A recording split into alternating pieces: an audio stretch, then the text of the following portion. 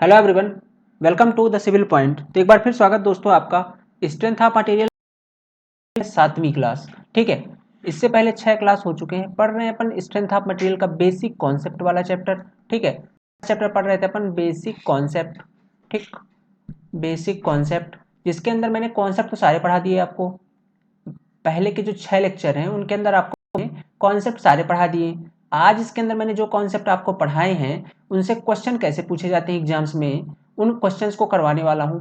60 से 70 क्वेश्चन मैंने पिकअप किए हैं जो इस चैप्टर से बहुत इंपॉर्टेंट है और कई बार ये पूछे जा चुके हैं। लाइक एसएससी जेई में पूछे गए हैं क्वेश्चंस, और भी एई जेई में एग्जाम पूछे गए हैं। एसएससी जेई के अंदर तो पूछे ही गए हैं, और भी एई जेई एग्जाम और व्यापम के अंदर पूछे गए हैं। तो इन क्वेश्चंस को मैंने पिकअप किया है इस चैप्टर से और उनको आपको सामने आज मैं करवाने वाला हूँ। ठीक है, तो इससे आपको आइडिया लगेगा कि जो कॉन्सेप्ट अपन पढ़ रहे हैं उससे क्वेश्चन किस तरीके के आ सकते हैं। तो ये एक बेस्ट तरीका है प्रैक्टिस करने का। क्वेश्चन करवा ही दूंगा, ऐसे ही 50 से कर लेंगे। बाकी आपको और सारे क्वेश्चन लगाने हैं, और क्वेश्चन आपको लगाने हैं यूथ कंपटीशन से। ठीक है, यूथ कंपटीशन टाइम से लगाने क्वेश्चन, और या तो आप एसएससी जेई की फॉलो कर सकते हो बुक। तो आप तो मोस्टली आप क्या करिए, यूथ कंपटीशन ही लगाइए, क्योंकि इसके अंदर एसएससी जेई के भी क्वेश्चन मिल जाएंगे आपको। ये बुक आपको लगाने हैं। ठीक है, तो जैसे अपन लोगों ने बेसिक कॉन्सेप्ट पढ़ लिया, इसके क्वेश्चन आप लगाइए जा करके। ठीक है, अब आगे चलते हैं अपन। आज आपका जो है क्वेश्चन सीरीज, ठीक है, क्वेश्चन सीरीज, चूंकि ये वीडियो मैं दूसरी बार रिकॉर्ड कर रहा हूँ। इससे पहले मैंने रिकॉर्ड किया तो साउंड की प्रॉब्लम है ना। तो यार देखो, अपना क्या है ना, थोड़ा सा इस समय एक तो तबीयत भी खराब है ना। अभी आज मेरा काफ़ी दिनों के बाद आप लोग के साथ मैं लेक्चर लेकर के आ रहा हूँ। वॉइस की प्रॉब्लम थी एक्चुअली, और अभी भी है वॉइस की प्रॉब्लम, मेरे गले से आवाज़ ही नहीं निकल रही है ना। तो फिर भी मैं आपके लिए लेकर आ रहा हूँ, क्योंकि इस क्लासेस आपकी बहुत ज़्यादा डिले हो रही थी और आप लोग की काफ़ी क्यूरी आ रही थी, भैया क्लास नहीं हो रही बहुत दिनों से, है ना। तो ये थोड़ा सा वॉइस का मामला था दोस्तों, है ना, ऐसा और कुछ है नहीं। क्लासेस आपकी प्रॉपर टाइम पे होंगी, और अब सब कुछ सही रहा तो बिल्कुल क्लासेस आपकी रुकेंगी नहीं। ठीक है, एकदम अपन तरीके से क्लास को लेने वाले हैं। फिलहाल चलिए कंटिन्यू करते हैं अपन स्ट्रेंथ ऑफ मटेरियल। थोड़ी चीज़ और जानकारी देना चाहता हूँ। ये बैच सब इंजीनियर का, जो दोस्त मेरे पहली बार इस वीडियो को देख रहे हैं, सब इंजीनियर का डेडिकेटेड बैच है अपना ये 2022 के लिए। ओके, डेडिकेटेड बैच है 2022 के लिए, जिसके अंदर हम लोग इसका कंप्लीट सिलेबस पढ़ने वाले हैं। Complete tech plus non tech, tech plus non tech पढ़ने वाले हैं, जिसके अंदर हम लोगों ने टेक सब्जेक्ट 2 स्टार्ट कर रखे हैं, जैसे कि आपका सोम, और दूसरा स्टार्ट कर रखा है आपका सर्वे। ये अकॉर्डिंग टू वेटेज स्टार्ट किया हुआ है। सोम अदर सब्जेक्ट को समझने के लिए इंपॉर्टेंट है, वेटेज इसका भी 4 से 5 नंबर का है। और सर्वे तो बहुत ही ज़्यादा इंपॉर्टेंट है, 15 से 20 नंबर का वेटेज है सर्वे का, जो कि पहले पेपर के एनालिसिस करके हम लोगों ने आंकड़ा लगाया है। अगर आपने हमारे वो वीडियोज़ नहीं देखे ना, जो एनालिसिस वाले पार्ट हैं या कि प्रीवियस ईयर एनालिसिस के वीडियोज़ हैं, तो वो भी बहुत ज़्यादा ज़रूरी है। उनको देखेंगे तभी आपको आइडिया लगेगा कि एक्चुअली में हमारा पढ़ाने का तरीका कैसा है। ठीक है, हम लोग किस तरीके से लेकर के चलते हैं। तो पूरी चीज़ें प्रीवियस ईयर बेस्ड है और उसी तरीके से अपन लोग लेकर के चल रहे हैं। और नॉन टेक के अंदर अपन लोगों ने स्टार्ट कर रखा है मैथमेटिक्स, जिसकी ऑलरेडी 2 क्लासेस यूट्यूब पर अपलोड कर दी गई हैं। अगर आपने उन्हें नहीं देखा तो देखिए।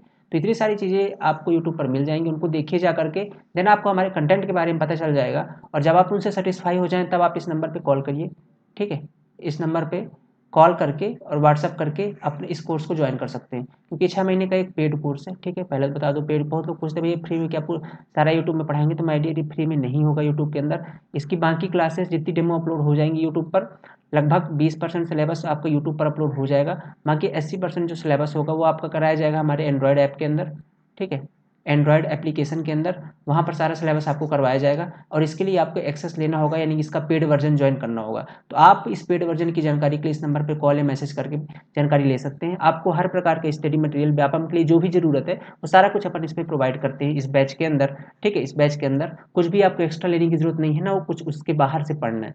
सारा चीज़ अपने नोट से, पीडीएफ से, जो भी अपन आपको प्रोवाइड करेंगे वहीं से सारी चीज़ें आ जानी है। ठीक है, तो एक कंप्लीट बैच है, इसकी रिगार्डिंग आप इससे जानकारी प्राप्त कर सकते हैं। अब चलते हैं अपन स्ट्रेंथ ऑफ मटेरियल का, ये जो सोम की सीरीज है, सोम के अंदर जो अपन पढ़ने वाले हैं आज क्वेश्चन सीरीज, ठीक है, प्रीवियस ईयर क्वेश्चन, उसकी बात करते हैं माय डियर।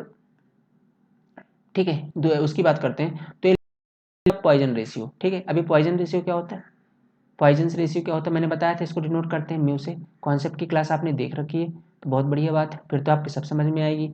अगर आपने नहीं देखी है तो बाबू गलती कर रहे हो आप। पहले आप जाओ और कॉन्सेप्ट की क्लास देखो, क्योंकि वो बहुत ज़्यादा जरूरी है। ठीक है, अब म्यू इक्वल टू क्या होता है आपका, लेटरल स्ट्रेन बताया था अपन ने, क्या होता है, lateral strain out of longitudinal strain. ठीक है, आउट ऑफ लॉन्गिट्यूडिनल स्ट्रेन। ठीक है, लॉन्गिट्यूडिनल स्ट्रेन, यही होता है आपका पॉइजन रेशियो। और लेटरल स्ट्रेन को अपन निगेटिव काउंट करते हैं, एज ए निगेटिव काउंट करते हैं। क्यों करते हैं ये मैंने बताया था लास्ट के अंदर, क्योंकि यार लॉन्गिट्यूडनल अगर पॉजिटिव है, लॉन्गिट्यूडनल डायरेक्शन में अगर इलोंगेशन हो रहा है तो सीधी सी बात है लेटरल डायरेक्शन में कॉन्ट्रैक्शन होगा, और इलोंगेशन को आपने अगर पॉजिटिव मान रखा है तो फिर कॉन्ट्रैक्शन को तो निगेटिव मानना ही पड़ेगा, इसलिए हम लोगों ने यहाँ पे माइनस लगा दिया, ठीक है। तो mu equal to lateral out of longitudinal. अब इस म्यू की कुछ कुछ वैल्यू होती है, कुछ इसकी लिमिट होती है। तो इस म्यू की लिमिट जनरली जो अपन सिविल इंजीनियरिंग मटेरियल यूज करते हैं ना, उनके अंदर जो इसकी वैल्यू होती है 0.0 से लेकर, यानी 0 से लेकर के 0.5 तक वो वेरी करती है। 0.5 तक मतलब जो इसकी वैल्यू होती है 0 से लेकर के 0.5 तक होती है, ठीक। किसके लिए? सिविल इंजीनियरिंग मटेरियल के लिए है, ये सिविल इंजीनियरिंग मटेरियल के लिए, ये बात आप याद रखिएगा, सिविल इंजीनियरिंग मटेरियल के लिए है। तो और जो एक्स्ट्रा मटेरियल होते हैं, जैसे और भी दुनिया में कुछ मटेरियल हैं, जैसे पॉलीमर हो गया, पॉलीमर वगैरह, ओके, इनकी वैल्यू कुछ माइनस में भी होती है, माइनस में भी होती है। तो उसके हिसाब से अगर पूछे कि पॉइजन रेशियो की फुल वैल्यू, तो फिर 1 से लेकर 0.5 तक वेरी करनी चाहिए थी, क्योंकि -1 होती है पॉलीमर वगैरह की। लेकिन अपन बात करते हैं सिविल के कॉन्टेक्स्ट में, इसलिए इसका आंसर अपन लगाएंगे 0 से लेकर 0.5 तक। तो आपको भी एग्जाम में यही क्वेश्चन लगाना है। तो डाउट हो जाता है, मैंने डाउट वाली चीज़ें कर दी यहाँ पास, ताकि अब डाउट नहीं आएगा, ठीक है। कुछ वैल्यू और म्यू की जैसे आपको याद रखनी है, लाइक जैसे आपको माइल्ड स्टील का याद रखना है। माइल्ड स्टील का 0.27 से लेकर के 0.30 तक होता है, ठीक है। आपको कास्ट आयरन का याद रखना है, 0.2 से लेकर के 0.3 तक होता है, ठीक है। और आपको, ठीक है, और एल्यूमिनियम का याद रखना है, 0.33 होता है एल्यूमिनियम का, ठीक है। ऐसा करके आपको दो चार और याद रखनी है, ठीक है, दो चार और याद रखनी है। तो ये बहुत ज़्यादा इंपॉर्टेंट है। कंक्रीट का आपको याद रखना है, कंक्रीट का आपको, कंक्रीट का कितना होता है, 0.1 से लेकर के 0.2 होता है, ये आपको याद रखना है। कॉर्क का याद रखना है, ये मैंने सारी चीज़ लिखाई हुई थी यार, ये आपको याद होनी चाहिए। कॉर्क 0 होता है, ठीक है, ये आपको याद होनी चाहिए एकदम आपकी जुबां पे, ठीक है, जुबां पे बस जाना चाहिए। इसकी पीडीएफ जो लोग पूछेंगे तो पीडीएफ आपके टेलीग्राम ग्रुप में सेंड कर दिया जाएगा। जो लोगों ने ज्वाइन नहीं किया टेलीग्राम ग्रुप, वीडियो के नीचे लिंक मिल जाएगा, जाइए जो ज्वाइन करिए। सारी पीडीएफ वगैरह अपन वहीं शेयर करते रहते हैं, ठीक है। तो इनकी सारी पीडीएफ आपको वहीं पे मिल जाएंगी। अगला क्वेश्चन है आपका, proof resilience is the maximum energy stored at. तो प्रूफ रेजिलेंस मैक्सिमम एनर्जी है कहाँ स्टोर्ड होती है। तो देखो बाबू, पहले समझ लेते हैं रेजिलेंस क्या है। आप लोग ये बात जानते हो कि रेजिलेंस क्या होती है? Area under stress strain curve within elastic limit, यही होती थी क्या? Area under stress strain curve within elastic limit को क्या बोलते हैं? रेजिलेंस बोलते हैं, ठीक है, ओके। तो sorry, area under stress curve within elastic limit को मॉडुलस ऑफ रेजिलेंस बोलते हैं। क्या बोलते हैं? मॉडुलस ऑफ रेजिलेंस की डिफिनेशन क्या होती है? रेजिलेंस की डिफिनेशन होती है, it is stored in energy, it is stored in stored of energy, एक minute, just 1 minute.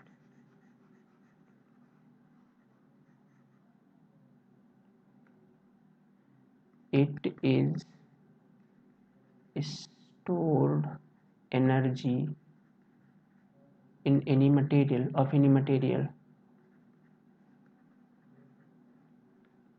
when it's deformed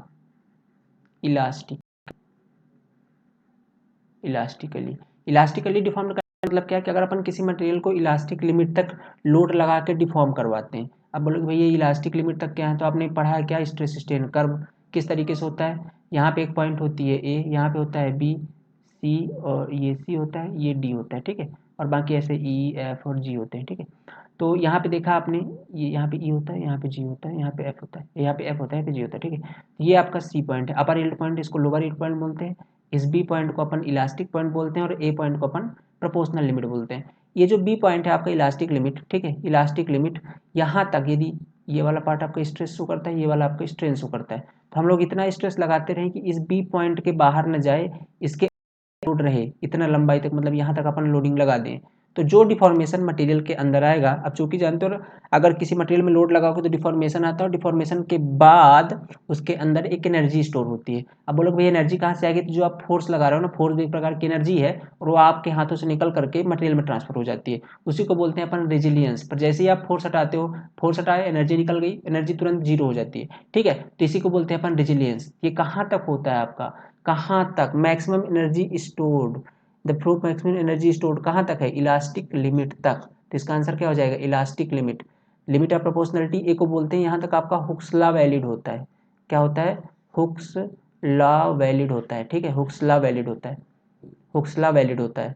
plastic limit के अंदर तो जानते हो प्लास्टिक रीजन शो करेगा, प्लास्टिक रीजन का मतलब क्या होता है, इन इलास्टिक स्ट्रेन, मतलब permanent deformation, in elastic strain का जो डीई रीजन ना, ये इल्ड पॉइंट के इधर जितने भी रीजन जो भी स्ट्रेन आता है इधर, ये सब इन इलास्टिक स्ट्रेन ही है, ठीक है, पर इसको डी रीजन को बोलते हैं प्लास्टिक रीजन, ठीक है। और आपका ये नन ऑफ द ईस्ट, ये तो हो ही गया, ठीक है। तो अगला चलते हैं, समझ में आ गया ना। ऐसे ही कॉन्सेप्ट मैं एक्सप्लेन करूंगा, मैंने थोड़े से इसमें कॉन्सेप्चुअल क्वेश्चन भी लिए हुए हैं, बाकी बहुत ईजी वाले क्वेश्चन नहीं लिए हुए हैं, तो आप उनको तो खुद ही कर सकते हैं और क्वेश्चन करिएगा। अगर कोई डाउट आता है इन केस, तो आप निशा बेवजह क्या बोलते हैं उसको, बिना संकोच के, ठीक है, आप हमको मैसेज कर सकते हैं, ऐसी कोई बात नहीं, अपन रिप्लाई करने के लिए बिल्कुल बैठे हैं। The specimen in in a Charpy impact test. अभी चारपी इम्पैक्ट टेस्ट क्या है, देखिए क्या होता है बीम के अंदर। अभी एक्चुअली मैंने आपको बीम पढ़ाई नहीं है, बट आप फिर भी थोड़ा सा जूम करेंगे, नेक्स्ट चैप्टर हम लोग वही पढ़ने वाले हैं, ठीक है। तो मान लेता हूँ ये आपकी बीम है, आपको भी माननी पड़ेगी कि बीम है, आपने थोड़ी बहुत तो पढ़ी ना कॉलेज के अंदर, तो इतना तो पता है कि बीम है आपकी। ये है आपका कौन सा सपोर्ट, ये हमारा है roller support, then it will be, ये आपका हिंज सपोर्ट, ये आपका hinge support, then it will be roller support, okay. ये आपका रोलर सपोर्ट होगा, तो ये आपका हिंज सपोर्ट, ये आपका रोलर सपोर्ट, ओके। और यहाँ पर अपन करते हैं इसका इम्पैक्ट टेस्ट। अगर इसकी इम्पैक्ट स्ट्रेंथ निकालनी है कि इम्पैक्ट लोडिंग के अगेंस्ट इस बीम की स्ट्रेंथ कैसी है, तो अपन निकालते हैं 4P इम्पैक्ट टेस्ट से। कैसे निकालते हैं, 4P इम्पैक्ट टेस्ट से। अब ये क्या होता है, तो देखिएगा बाबू, ध्यान से सुनिएगा थोड़ा सा। क्या करते हैं अपन, यहाँ पे कुछ बनाते हैं एक नोच, क्या बनाते हैं ऐसे, इस कदर बनाते हैं एक नोच, तो बहुत ही लाइट हो गया, दिख नहीं रहा एक्चुअली, है ना ये, हाँ ये दिखेगा। एक बनाते हैं क्या ऐसे अपन नोच, ठीक है, इसको नोच बोलते हैं। अब ये नोच कुछ ऐसे भी शेप का भी हो सकता है, या कहीं कहीं पास ऐसे भी होता है, ऐसे यू शेप का भी, ठीक है, ऐसे भी बीम पे आपको दिखा यू शेप में भी, ठीक है, ऐसे यू शेप में भी। और यहीं पास अपन लगाते हैं इसमें इम्पैक्ट लोडिंग, क्या लगाते हैं, इम्पैक्ट लोडिंग, और ऐसे इनकी इम्पैक्ट स्ट्रेंथ चेक की जाती है। तो ये करते हैं अपन मेनली जो 4P इम्पैक्ट टेस्ट, ये करते हैं मेनली सिंपली सपोर्टेड बीम के लिए। किसके लिए करते हैं, सिंपली सपोर्टेड के लिए, ठीक है, सिंपली सपोर्टेड बीम के लिए करते हैं अपन 4P इम्पैक्ट टेस्ट, ओके। और ये जो ये आपने नॉच देखा ना, यहाँ पे दो दो तरीके के नॉच बना सकते हैं, या तो भी बना देते हैं या तो यू बना देते हैं, ठीक है। दूसरा एक कैंटिलीवर के लिए टेस्ट होता है, ठीक है, कैंटिलीवर बीम के लिए, उसको बोलते हैं अपन आईजोड टेस्ट, आईजोड इम्पैक्ट टेस्ट, ठीक है, आईजोड इम्पैक्ट टेस्ट। ये जो इम्पैक्ट टेस्ट होता है आपका आईजोड इम्पैक्ट टेस्ट, कैंटिलीवर के अंदर बनाया जाता है ऐसे। कैंटिलीवर बीम है आपकी। अभी कैंटिलीवर क्या होती है, जिनको नहीं पता वो थोड़ा सा सब्र करें, नेक्स्ट चैप्टर के अंदर हम आपको सब समझा देंगे, सिखा देंगे कि बीम्स क्या होती हैं, कैंटिलीवर क्या होती हैं, वो सारी चीज़ें हम लोग नेक्स्ट चैप्टर में सीख लेंगे। और इसके अंदर जो हम लोग ये नोच बनाते हैं ना ऐसे, ये केवल भी नोच यूज करते हैं, भी नोच। तो अगर पूछे कैंटिलीवर के लिए इम्पैक्ट स्ट्रेंथ निकालनी तो कौन सा method, Izod method. Simply supported के लिए तो आपका कौन सा method, 4P impact test method, impact test, ठीक है। अब इसका आंसर क्या पूछ रहे हैं, 4P है तो सिंपली सपोर्टेड आंसर हो गया, ओके। चलें आगे कंटिन्यू करें। और बोले फिक्स टोस्ट का स्ट्रेंथ कैसे निकालते हैं, तो ये सब 4P से निकल जाते हैं, ठीक है। 4P के लिए मोस्टली ये सिंपली सपोर्ट के लिए यूज किया जाता है, बट इनका भी निकल देते हैं, ठीक है। और कैंटिलीवर के लिए, तो कैंटिलीवर के लिए आपका आईजोड करते हैं, ठीक है। आगे चलते हैं। A square block is subjected to the state of simple shear. The linear strain of diagonal shall be equal to। अच्छा क्वेश्चन, ये भी कॉन्सेप्चुअल है, देखिएगा।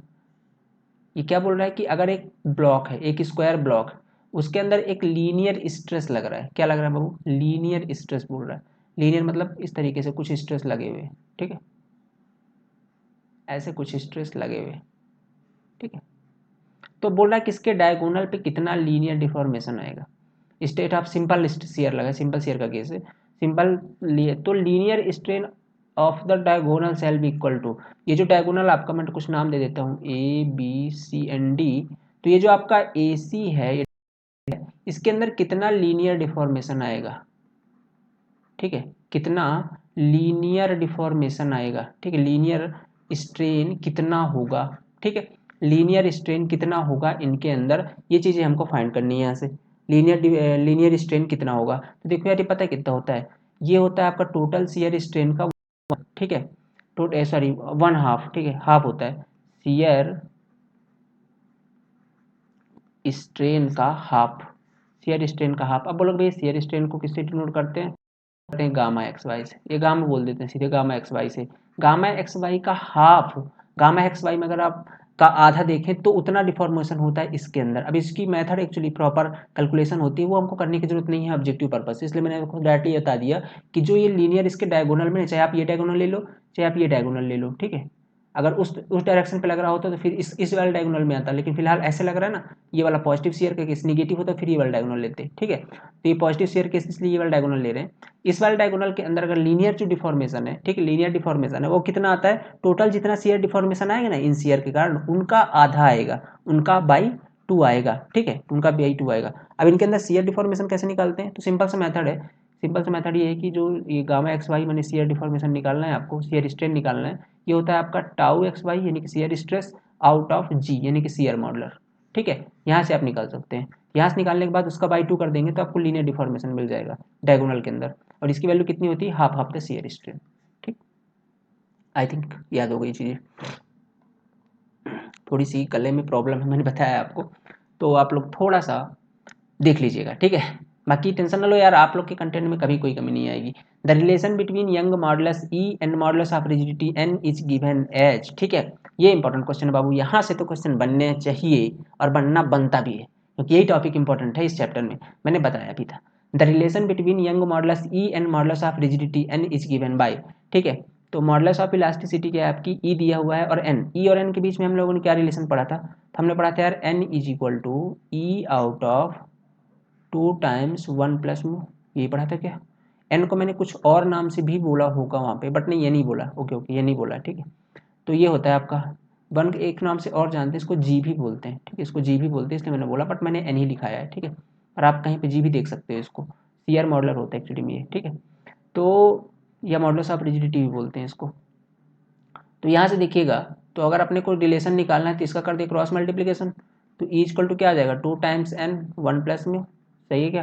देखिए कहाँ पे मैच कर रहा है, ये कर रहा है क्या, तो ऑप्शन आपका ये हो गया, ठीक है। तो ये एक रिलेशन और पढ़ा है अपन लोगों ने, ये तो सीयर मॉडुलर का हो गया। एक अपन ने बल्क मॉडुलस का पढ़ा है रिलेशन, बल्क मॉडुलस के साथ क्या पढ़ा, बल्क मॉडुलस के साथ मुझे 2 3 4 फार्मूले लिखा है ना, बहुत इंपॉर्टेंट है बाबू, उनको तो आपको बिल्कुल याद रखना है। और क्या पढ़ा अपन ने पढ़ा है के बराबर ई आउट ऑफ 3 टाइम्स 1 माइनस, एक ये फार्मूला पढ़ा है, तो एक ये फार्मूला एक ये फार्मूला, दो तो बहुत ज़्यादा इंपॉर्टेंट आपको याद ही रखने हैं, ठीक है। नेक्स्ट चलते हैं अपन। अगला क्वेश्चन है, if P is the tensile stress in a rectangular bar of length L, B thickness and D is the thickness is the D and the volumetric strain is given as, ठीक है। Question क्या बोल रहा है, if P is the tensile stress in rectangular bar, कोई rectangular बार है तो बना लेते हैं रेक्टेंगुलर बार, ऐसी रेक्टेंगुलर बार होती है आपकी, ओके। ऐसे रेक्टेंगुलर बार होती है, रेक्टेंगुलर बार का मतलब क्रॉस सेक्शनल रेक्टेंगुलर है, ठीक है। बार तो बार ही होगी ना भाई, बार तो लेंथ होगी ना उसके अंदर, तो रेक्टेंगुलर कैसे होगा वो, तो ये लेंथ होगी, उसका क्रॉस सेक्शनल रेक्टेंगुलर है, ऐसे दिख रहा है रेक्टेंगुलर क्रॉस सेक्शन, ठीक है। ये क्रॉस सेक्शन उसका क्या है, रेक्टेंगुलर है, ठीक है। अब क्या बोल रहा है कि इसमें लोडिंग जो लग रही है पी की लग रही है लोडिंग, ओके। इसका डायमेंशन दिया हुआ आपको बी डी जो भी दिया है, ठीक है, देख लिया आपने। अब ये बोल रहा है क्वेश्चन कि ये जो इसका क्रॉस सेक्शन पी है, ठीक है, क्रॉस सेक्शन पी है, इसमें आपको वॉल्यूमेट्रिक स्ट्रेन बताना है, वॉल्यूमेट्रिक स्ट्रेन। तो वॉल्यूमेट्रिक स्ट्रेन क्या होता है, epsilon B is equal to epsilon X plus epsilon Y plus epsilon Z, यही होता है, अपन वॉल्यूमेट्रिक स्ट्रेन पढ़ के रखा है अपन ने चीज़ें वॉल्यूमेट्रिक स्ट्रेन का।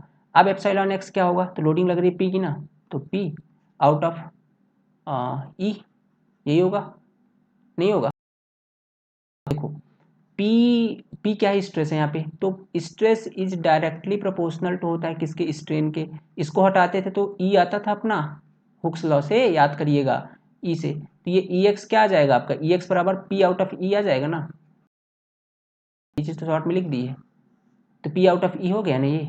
तो आप अगर देखें तो एप्सिलॉन जो एक्स है, माने एक्स डायरेक्शन पे जो स्ट्रेन आ रहा है कितना आ रहा है, पी आउट ऑफ ई, ठीक है। अब वाई डायरेक्शन पे कितना आएगा, तो वाई डायरेक्शन पे अगर अपने को स्ट्रेन निकालना है सेम लोडिंग के लिए, तो पॉइजन रेशियो का कॉन्सेप्ट यूज करना पड़ेगा, क्योंकि लेटरल स्ट्रेन है यहाँ पास ही वाई, तो lateral strain out of longitudinal strain लगाना पड़ेगा। अच्छा तो म्यू बराबर क्या होता था अपना लेटरल स्ट्रेन, लेटरल क्या है वाई है ना, ये वाई मान लेते हैं और माइनस लगाएंगे क्योंकि यहाँ तो कॉन्ट्रैक्शन होगा, क्योंकि लोडिंग अपन ने टेंसाइल लगाई हुई, टेंसाइल लोडिंग की बात हुई है।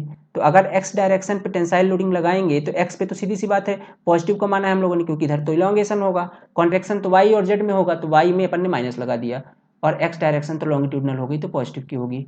सेम कॉन्सेप्ट आपका माइनस जेड के केस में भी ये, ठीक है। अब बताइए इस करें, हमको तो यहाँ से जेड की और वाई की वैल्यू चाहिए, इसको और सॉल्व करते हैं। अब मैं थोड़ा सा इसको नीचे सॉल्व करूँगा तो आप लोग इसको ध्यान देंगे, ठीक है। क्या सॉल्व कर रहा है इसको मैं इसको कर रहा हूँ epsilon Y is equal to, ठीक है, म्यू इंटू एप्सिलॉन एक्स और epsilon Z is equal to, यहाँ पे माइनस रहेगा, माइनस वाला पक्षांतर हो गया ना उधर, ये म्यू इंटू एप्सिलॉन एक्स, ठीक।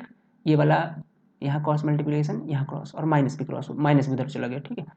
अब एप्सिलॉन एक्स की वैल्यू आपको पता है, ये आपने निकाल दी, ठीक है। तो एप्सिलॉन एक्स की वैल्यू यहाँ पे पुट कर देंगे तो क्या हो जाएगा, minus mu into P out of E, और यहाँ पे पुट कर देंगे minus mu into P out of E. यहाँ तक कॉन्सेप्ट एकदम सही है ना।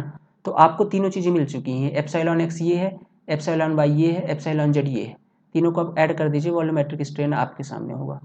तो क्या हो जाएगा, पी बटे का ए ई प्लस माइनस में क्या है इसकी value, minus mu P out of E plus minus का mu P out of E, ठीक है। तो यहाँ से अपन P out of E common ले लें क्या, ले लीजिए सर, आपकी मर्जी, बिल्कुल ले लेते हैं यार। यहाँ 1 बचेगा, प्लस प्लस नहीं बाबू माइनस बचेगा, यहाँ से पी बटे ए निकल गया तो माइनस म्यू बचा ना, तो माइनस का म्यू लिख देते हैं। यहाँ से पी बटे ई तो माइनस का म्यू बचा ना, माइनस म्यू लिख देते हैं, ठीक है। तो बचा क्या, ये P out of E 1 minus का 2 म्यू, ठीक है। तो ये आ गया आंसर आपको वॉल्यूमेट्रिक।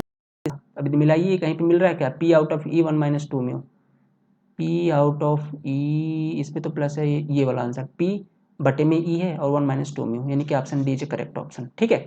इस तरीके से क्वेश्चन थोड़े से मैंने ये ऐसे क्वेश्चन लिए ताकि आपके आगे पीछे के कॉन्सेप्ट भी क्लियर होते रहें, ठीक है। आपको सारी चीज़ें ऐसा नहीं पढ़ा रहा मैं कि पढ़ाई चीज़ें वही पढ़ा रहा, थोड़े से जो कॉन्सेप्चुअल और रह गए हों, कॉन्सेप्ट के अंदर पक्के ना हुए हों, वो यहाँ और पक्के हो जाएँ, ठीक है। तो मजा आएगा आपको सेक्शन करने में। ये 50-60 क्वेश्चन कर लोगे तो फर्स्ट चैप्टर आपकी कमांड बन जाएगी, और ऐसे करके अपन सारे सब्जेक्ट पढ़ा रहे हैं यार, है ना, टेंशन मत लो आप लोग। The property of material by which it can be drawn into smaller section by application of tension is called। किसी मटेरियल में आप किसी मटेरियल के किसी सेक्शन पे या किसी मटेरियल में आप लोडिंग लगा के बाई टेंसाइल लोडिंग अप्लाई करके और उस सेक्शन के उस बार के या उस मटेरियल के सेक्शन को आप इस्तेमाल कर देते हैं साहब, तो उस प्रॉपर्टी को क्या बोलते हैं। सीधी सी बात ये समझाओ कि मान लेता हूँ कोई बार है आपके पास और आपने उस पर टेंसाइल लोडिंग लगाई और उसका क्रॉस सेक्शनल एरिया छोटा हो गया, पहले से छोटा हो गया। लाइक आपने पहले खाई थी च्युइंगम और आपने च्युइंगम को मुंह से निकाला और आपने उसको खींच के लंबा कर दिया, मोटा था, अब वो ऐसे हो चुका है, ऐसे पतला सा हो चुका है, ठीक है, ऐसे पतला सा हो चुका है, तो इसका क्रॉस सेक्शनल एरिया कम हो गया ना। तो आपने क्या किया, आपने इसके अंदर टेंसाइल लोडिंग खींची नहीं, इसको टेंसाइल लोडिंग लगाई है। सेम चीज बार के अंदर की बार को आपने खींचा तो इसका क्रॉस सेक्शनल एरिया कम हो जाएगा। पर इसने देखा यहाँ पे जब अपन इसको खींच रहे तो क्या कहीं पे टूटा नहीं ना, नहीं टूटा ना। और अगर बात करते अपन चौक की, स्कूल में अपने इस पे अपन व्हाइट बोर्ड से लिखा करते थे, ठीक है, अपन नहीं टीचर लिखा करते थे आपको पढ़ाने के लिए, ठीक है। तो ऐसे करके रहता था चौक, अगर आप इसको खींचते ऐसे तो क्या है, बड़ा हो जाता था, तो नहीं बोला गुरु जी, ये तो तुरंत ऐसे टूटता था। हाँ, तो फिर भाई साहब ये च्युइंगम तो बड़ा हो गया, ये चौक क्यों बड़ा नहीं हुआ, इसका क्रॉस सेक्शनल एरिया क्यों छोटा नहीं हुआ। रीजन है ये, ऐसा कौन सा गुण है जो अलग अलग मटेरियल को ये क्वालिटी उसके अंदर दे देता है कि वो उसका क्रॉस सेक्शनल एरिया छोटा हो जाएगा, उसको अपन खींचेंगे तो उसका क्रॉस सेक्शनल एरिया स्मॉल हो जाएगा बट टूटेगा नहीं, ठीक है। ऐसी कौन सी प्रॉपर्टी है, तो गुरु जी वो प्रॉपर्टी है आपकी डक्टिलिटी, ठीक है। क्या है, डक्टिलिटी। डक्टिलिटी वही मटेरियल का गुण होता है जिससे अपन उसको टेंसाइल लोडिंग लगा करके स्मॉल सेक्शन में कवर कर सकते हैं, ठीक है, स्मॉल सेक्शन में कवर कर सकते हैं। अब बोलोगे डक्टिलिटी का मतलब होता है कि लार्ज डिफॉर्मेशन, डक्टिलिटी की डिफिनेशन ही होती है, अपन ने लिखी है कि large deformation take place before failure, ठीक है, बिफोर फेलियर। फेलियर बहुत सारा डिफॉर्मेशन, लंबा डिफॉर्मेशन होगा, टूटेगा नहीं तुरंत, ठीक है, तुरंत नहीं टूटता, इसको बोलते हैं डक्टिलिटी। और डक्टिलिटी कितने परसेंट स्ट्रेन से आती है, तो अगर आपका मान लेते हैं ग्रेटर देन 5% स्ट्रेन आ गया ना मटेरियल में, तो उसको बोल देंगे ये मटेरियल आपका डक्टाइल मटेरियल। मतलब कुछ तो पैरामीटर होगा ना साहब, किसको बोलेंगे डक्टाइल, इसको बोलेंगे ब्रिटल। तो अगर स्ट्रेन 5% से अधिक आया तो उसको बोलेंगे डक्टाइल है, अगर 5% से कम आया कि ब्रिटल है, मतलब डक्टाइल नहीं है। जैसे आपका आपका ये चौक, चौक एक प्रकार का ब्रिटल है, माने उसमें बिल्कुल भी डिफॉर्मेशन नहीं आता है, ठीक है। और अगर बोलते गुरु जी बराबर आ गया तो भी बराबर आ गया तो भी वो डक्टाइल ही होगा, ठीक है, और क्या गुड इसके अंदर, तो आंसर इसका डक्टाइल हो गया। प्लास्टिसिटी जानते हो, प्लास्टिक रीजन शो करेगा। इलास्टिसिटी अगर आप लोड लगा हटा देते हो तो फिर वापस अपनी शेप को रिगेन कर लेता है, कोई परमानेंट डिफॉर्मेशन नहीं आती, इसको इलास्टिसिटी बोलते हैं। मेलिएबिलिटी क्या होती है, आप उसके चद्दरें बना सकते हो, ठीक है, बड़े बड़े चद्दरों में उसको डिफॉर्म कर सकते हो, उसको बोलते हैं अपन मेलिएबिलिटी। तो कुछ प्रॉपर्टी होती है मटेरियल के, अपन इनको बहुत अच्छे से पढ़ा भी है इससे पहले भी, ठीक है। तो यहाँ से क्वेश्चन बनते हैं। Every material obey Hooke's law as a within its, है ना, होता है। तो इलास्टिक लिमिट, प्लास्टिक लिमिट, ये तो दो है, और कहाँ है दो? ओके ओके ओके, मिस हो गई है, चलो मैं लिख देता हूँ, कोई नहीं। सी पॉइंट आप लोग इसमें लिख लेना। सी होगा इसका limit of proportionality, limit of proportionality, ठीक है। Just 1 minute.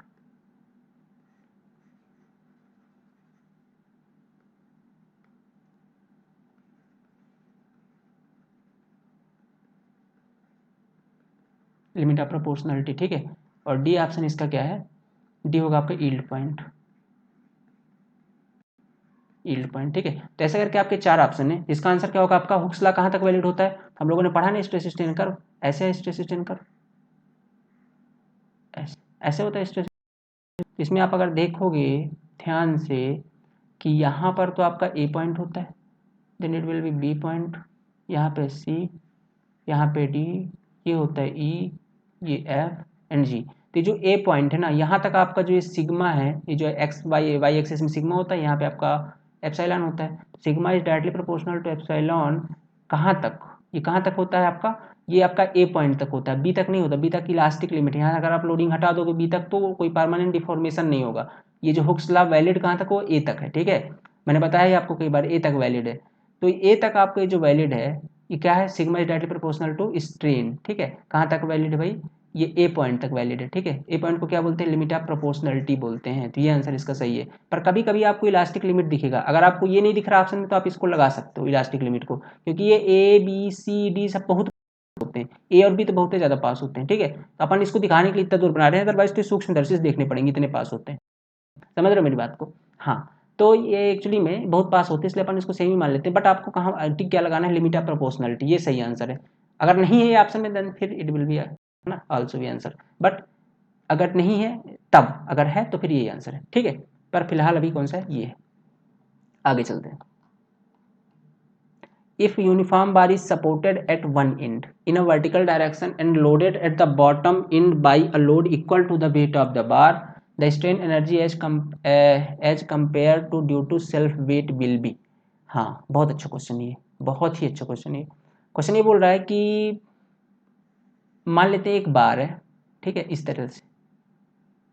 तरह से एक बार है, और इसका सेल्फ वेट है कुछ, सेल्फ वेट, और सेल्फ वेट के कारण जो स्ट्रेन एनर्जी आती है, स्ट्रेन एनर्जी है, ठीक है, सेल्फ वेट के कारण। फिर दूसरे केस में क्या किया गया, पहला केस, ठीक है, कितनी आती है स्ट्रेन एनर्जी, यू से निकालते हैं, U1 बोल देता हूँ, पहला केस है तो U1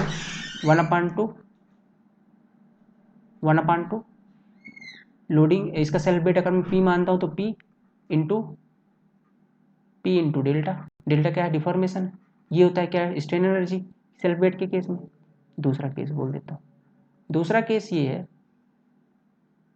कि सेम बार है, एक तो उसका सेल्फ वेट भी है, दूसरा सेल्फ वेट के साथ साथ सेल्फ वेट के इक्वल एक्स्ट्रा लोड लगाया गया है, एक्स्ट्रा लोड लगाया गया है, किसके इक्वल है ये, सेल्फ वेट के इक्वल है, सेल्फ वेट के इक्वल है, सेल्फ वेट के इक्वल क्या है, इसके अंदर एक्स्ट्रा लोड लगाया गया है। तो पहली चीज तो इसका सेल्फ वेट प्लस इसका एक्स्ट्रा लोड, दोनों से मिला करके कितनी स्ट्रेन एनर्जी आएगी, ये होगा आपका सिग्मा U2।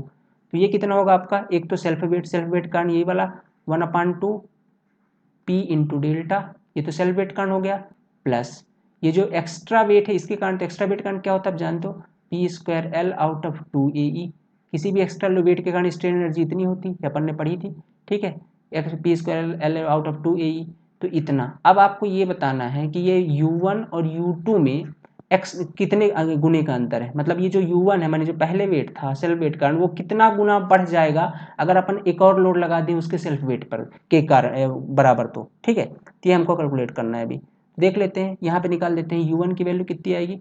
अच्छा, डेल्टा की वैल्यू कितनी होती है, डेल्टा की वैल्यू कितनी होती है सेल्फ वेट के केस में, ठीक है।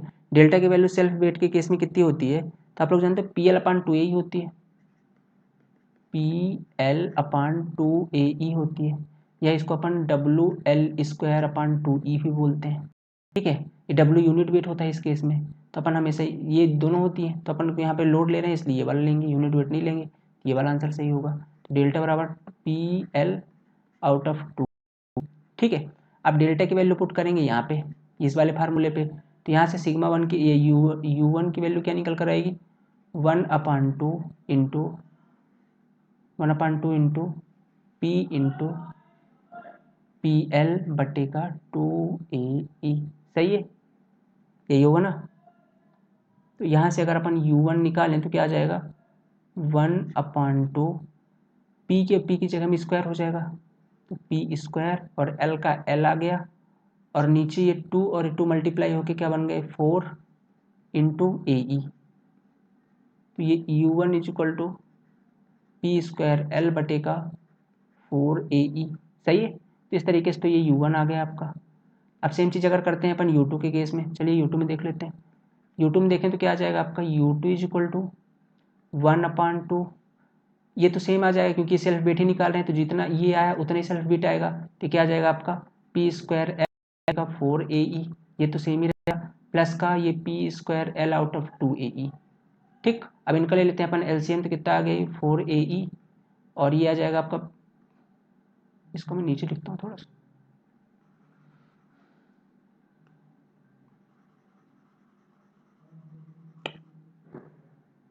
ओके, ठीक है, यहाँ पे लिखते हैं इसको। तो U2 = क्या, दोनों का एलसीएम क्या आएगा 4AE, और ऊपर क्या आ जाएगा आपका P²L+2P²L, तो आ गया 3P²L/4AE, सही है। तो इस तरीके से फर्स्ट वैल्यू तो ये हो गई आपकी, सेकंड ये हो गई, ठीक है। अब देखिए कि दोनों में कितने गुने का अंतर है, तो देख लेते हैं।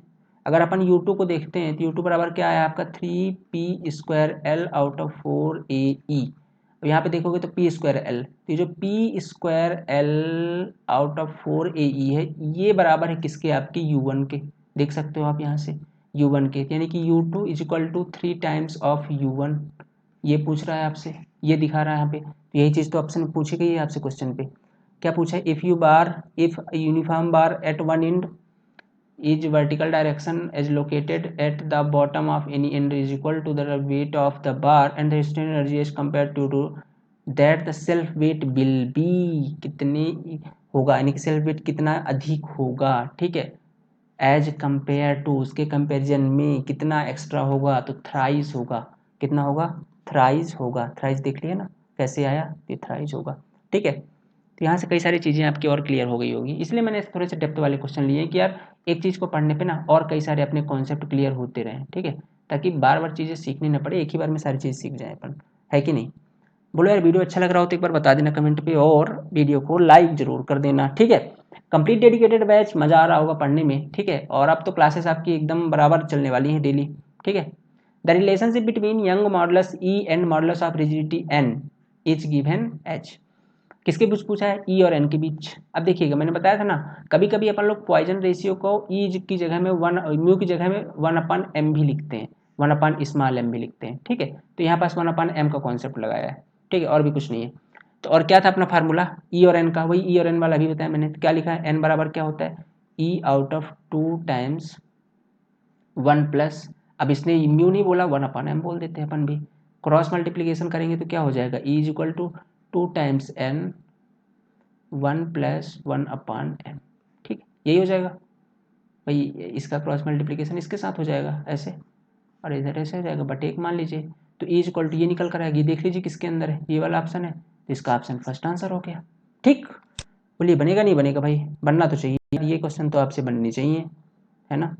अब देखिएगा, the percentage elongation of piece under a tension indicates its, ठीक है, किसी मटेरियल के अंदर elongation the piece under tension, tensile loading के अगेंस्ट, टेंसाइल लोडिंग के केस में जो इलोंगेशन दिखाता है उस प्रॉपर्टी को क्या बोलते हैं, ठीक है। उस प्रॉपर्टी को अपन क्या बोलते हैं, तो उसको बोलते हैं अपन डक्टिलिटी। क्या बोलते हैं बाबू, डक्टिलिटी। देखिए किसी मटेरियल में अगर आप लोडिंग लगा करके, ठीक है, लोडिंग लगा करके, टेंसाइल लोडिंग एक्चुअली लगा करके उसकी लंबाई को बड़ा कर देते हैं, और वो मटेरियल की, उस मटेरियल में डिफॉर्मेशन या उस मटेरियल में फेलियर नहीं होता है, तो उसकी प्रॉपर्टी को बोलते हैं डक्टिलिटी। किसी मटेरियल को खींच के लंबा कर दो, है ना, और तो उसका जो है सेक्शन स्मॉल हो जाए, कुल मिलाकर के उसमें डिफॉर्मेशन आ जाए, बट पूरी तरह से वो मटेरियल फेल नहीं हो, उस प्रॉपर्टी को बोलते हैं डक्टिलिटी। क्या बोलते हैं, डक्टिलिटी। ठीक है, तो परसेंटेज इलोंगेशन ऑफ या large deformation take place before failure बोलते हैं इसको अपन।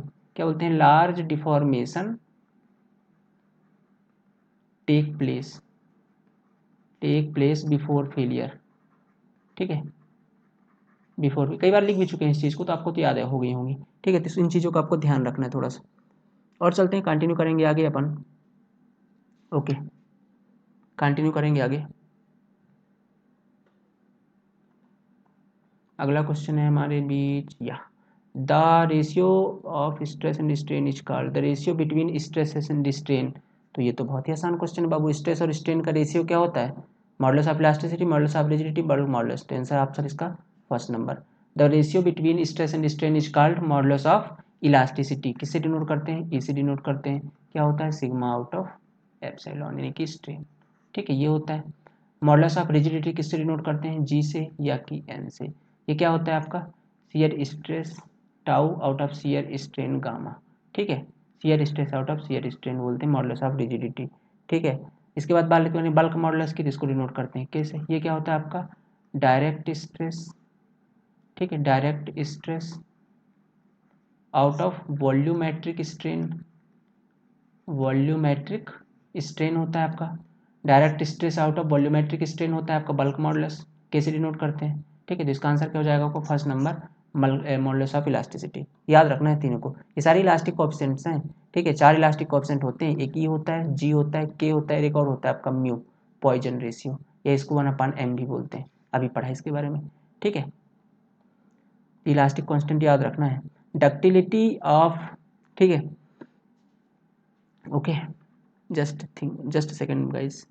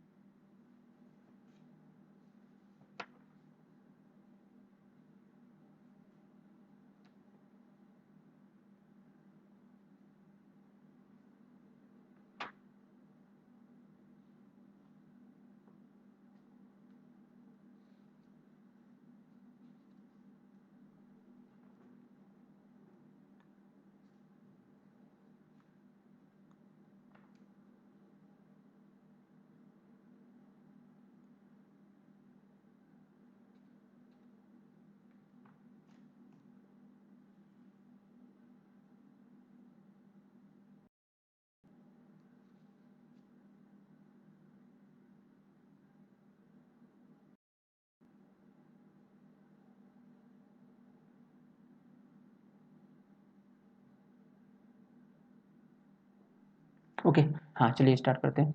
That ductility of which material is the maximum, किस मटेरियल की डक्टिलिटी मैक्सिमम होगी। ठीक है, डक्टिलिटी किस मटेरियल की मैक्सिमम होगी, देखो यार, डक्टिलिटी किस पे डिपेंड करती है, डक्टिलिटी डिपेंड करती है कार्बन के परसेंटेज पे। ठीक है, डक्टिलिटी डिपेंड करती है कार्बन के परसेंटेज पे। तो देखिए कार्बन का परसेंटेज किसके अंदर सबसे अधिक होगा, किसके अंदर सबसे कम होगा। जिसके अंदर सबसे कम होगा कार्बन का परसेंट, वो ज़्यादा डक्टाइल होगा। जिसके अंदर सबसे ज़्यादा होगा उसके अंदर सबसे कम डक्टिलिटी होगी। देखो बाबू, माइल्ड स्टील के अंदर कितना परसेंट होता है कार्बन। ठीक है, माइल्ड स्टील के अंदर आपका जो कार्बन का परसेंटेज है वो कितना होता है, ये होता है 0.1 से लेकर 0.25% तक। जनरली 0.27 बोलते हैं अपन, पर 0.1 से लेकर के 0.25% तक इतना होता है अपना क्या, डक्टिल कार्बन का परसेंटेज माइल्ड स्टील के अंदर। कास्ट आयरन के अंदर कितना होता है अपना, कास्ट आयरन के अंदर होता है 2.5 से लेकर के 4% तक। ठीक है, 2.5 से 4% तक। रोट आयरन के केस में, रोट आयरन को प्योर आयरन भी बोलते हैं, और इस केस में कितना होता है आपका, 0.1% से भी कम होता है। सबसे कम कार्बन इसी के अंदर पाया जाता है। और पिग आयरन के केस में तो बहुत ज़्यादा होता है। पिग आयरन केस में लगभग 4 to 4.7% तक, ठीक है, बहुत ज़्यादा होता है इसके अंदर।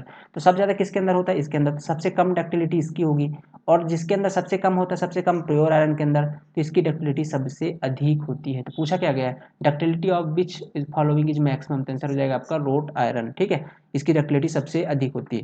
पर इसका एक नुकसान भी है, सबसे ज़्यादा कम स्ट्रेंथ भी इसी की होती है, सबसे कम स्ट्रेंथ होती है। हमको दोनों चाहिए, इसलिए हम लोग माइल्ड स्टील को प्रेफर करते हैं, ना ज़्यादा कम स्ट्रेंथ ना ज़्यादा कम डक्टिलिटी, ठीक है। ओके, आगे चलते हैं। हाँ, strain energy stored in solid given H, किसी सॉलिड के अंदर जो स्ट्रेन एनर्जी स्टोर्ड होती है वो कितनी होती है, ठीक है। तो कितनी होती है भाई स्ट्रेन एनर्जी, बताइएगा। सॉलिड के अंदर देखिए, स्ट्रेन एनर्जी एक प्रकार से रेजिलेंस भी स्ट्रेन एनर्जी का ही होता है ना। देखो रेजिलेंस क्या होता है, स्ट्रेन एनर्जी का ही एक पार्ट रेजिलेंस, ठीक है। तो देखो आपने पढ़ा है सिंपल सा, क्या होता है, 1/2 multiply by stress into epsilon, ठीक है, स्ट्रेस इंटू स्ट्रेन इंटू, ये तो stress into 1/2 stress into strain, ये तो आपका मॉडुलस ऑफ रेजिलेंस हो गया। ऐसे होता है ना मॉडुलस ऑफ रेजिलेंस, ये और ये, तो ये तो आपका हो गया प्रोपोर्शनल लिमिट, और यहीं से बनेगा आपका ये सिग्मा हो गया, ये एप्सिलॉन हो गया। तो इस जो ट्रायंगल का एरिया निकालिएगा ये क्या होगा, ये जो ट्रायंगल का एरिया निकालिएगा ये क्या होता है आपका, ये जो ट्रायंगल अभी बन रहा है ये वाला, इसका एरिया निकालते हैं, क्या होता है 1/2 बेस इंटू हाइट, मैंने 1/2 सिग्मा इंटू एप्सिलॉन, ठीक है, इंटू ये तो आपका मॉडुलस ऑफ टफनेस कहला गया, ये सॉरी मॉडुलस ऑफ रेजिलेंस कहला गया। इसमें अगर अपन वॉल्यूम का मल्टीप्लाई कर दें, वॉल्यूम को मल्टीप्लाई कर दें तो रेजिलेंस कहलाता था, मतलब स्ट्रेन एनर्जी या कि स्टोर्ड एनर्जी कहलाती थी, ठीक है। तो मान आपका क्या कहलाएगा, total stored energy in body या strain energy in solid material, ठीक है। जितना रेजिलेंस है, रेजिलेंस भी एक प्रकार की स्ट्रेन एनर्जी ही तो है यार, आप कंफ्यूज ना हो बस मेरी बात को, स्ट्रेन एनर्जी है ना, बस एक पर्टिकुलर लिमिट के अंदर है, दैट्स इट। तो 1/2 है, 1/2 को अपन 0.5 लिख सकते हैं, into 0 sigma into epsilon into का वॉल्यूम, बस। तो 0.5 इंटू सिग्मा इंटू वॉल्यूम कहाँ मैच कर रहा है, यही वाला ऑप्शन है, बस मारिए टिक इसको और क्या, ठीक। अगला क्वेश्चन पे चलेंगे। क्वेश्चन बड़े अच्छे अच्छे लिए मैंने, बड़े मजेदार क्वेश्चन है, आने की पूरी पूरी संभावना है। The modulus of elasticity of steel is, ठीक है, बहुत अच्छा क्वेश्चन है। मॉडुलस ऑफ इलास्टिसिटी कितनी होती है स्टील की भाई, तो मॉडुलस ऑफ इलास्टिसिटी होती है 2 इंटू 10⁵ MPa, MPa मतलब न्यूटन पर mm स्क्वायर, न्यूटन पर mm स्क्वायर, ये होती है इसकी मॉडुलस ऑफ इलास्टिसिटी, ठीक है। तो याद रखना है, ये जो ई की वैल्यू पढ़ते हैं ना अपन, ई की वैल्यू माइल्ड स्टील के लिए कितनी होती है, 2 टाइम्स ऑफ 10⁵, ठीक है, 2 टाइम्स ऑफ 10⁵ न्यूटन पर mm स्क्वायर, ओके। तो आपको ये वैल्यू याद रखनी है,